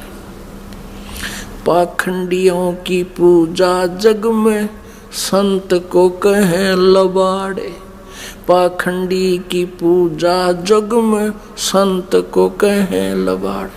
अज्ञानी को परम विवेकी और ज्ञानी को मूढ़ गंवार। निरंजन धन तेरा दरबार निरंजन धन तेरा दरबार जहाँ पर तनिक न न्याय विचार। कह कबीर सुनो भई साधो या सब उल्टा व्यवहार। कहे कबीर सुनो भई साधो या सब उल्टा व्यवहार। सच्चे को तो ये झूठा बतावे इन झूठों का एतबार। निरंजन धन तेरा दरबार निरंजन धन तेरा दरबार जहाँ पर तनिक न न्याय विचार। कह कबीर सुनो भई साधो या सब उल्टा व्यवहार। कहें कबीर सुनो भई साधो या सब उल्टा व्यवहार। सच्चे को तो ये झूठा बतावे और इन झूठों का एतबार। निरंजन धन तेरा दरबार निरंजन धन तेरा दरबार जहाँ पर तनिक न न्याय विचार। बोलो सतगुरुदेव की जय।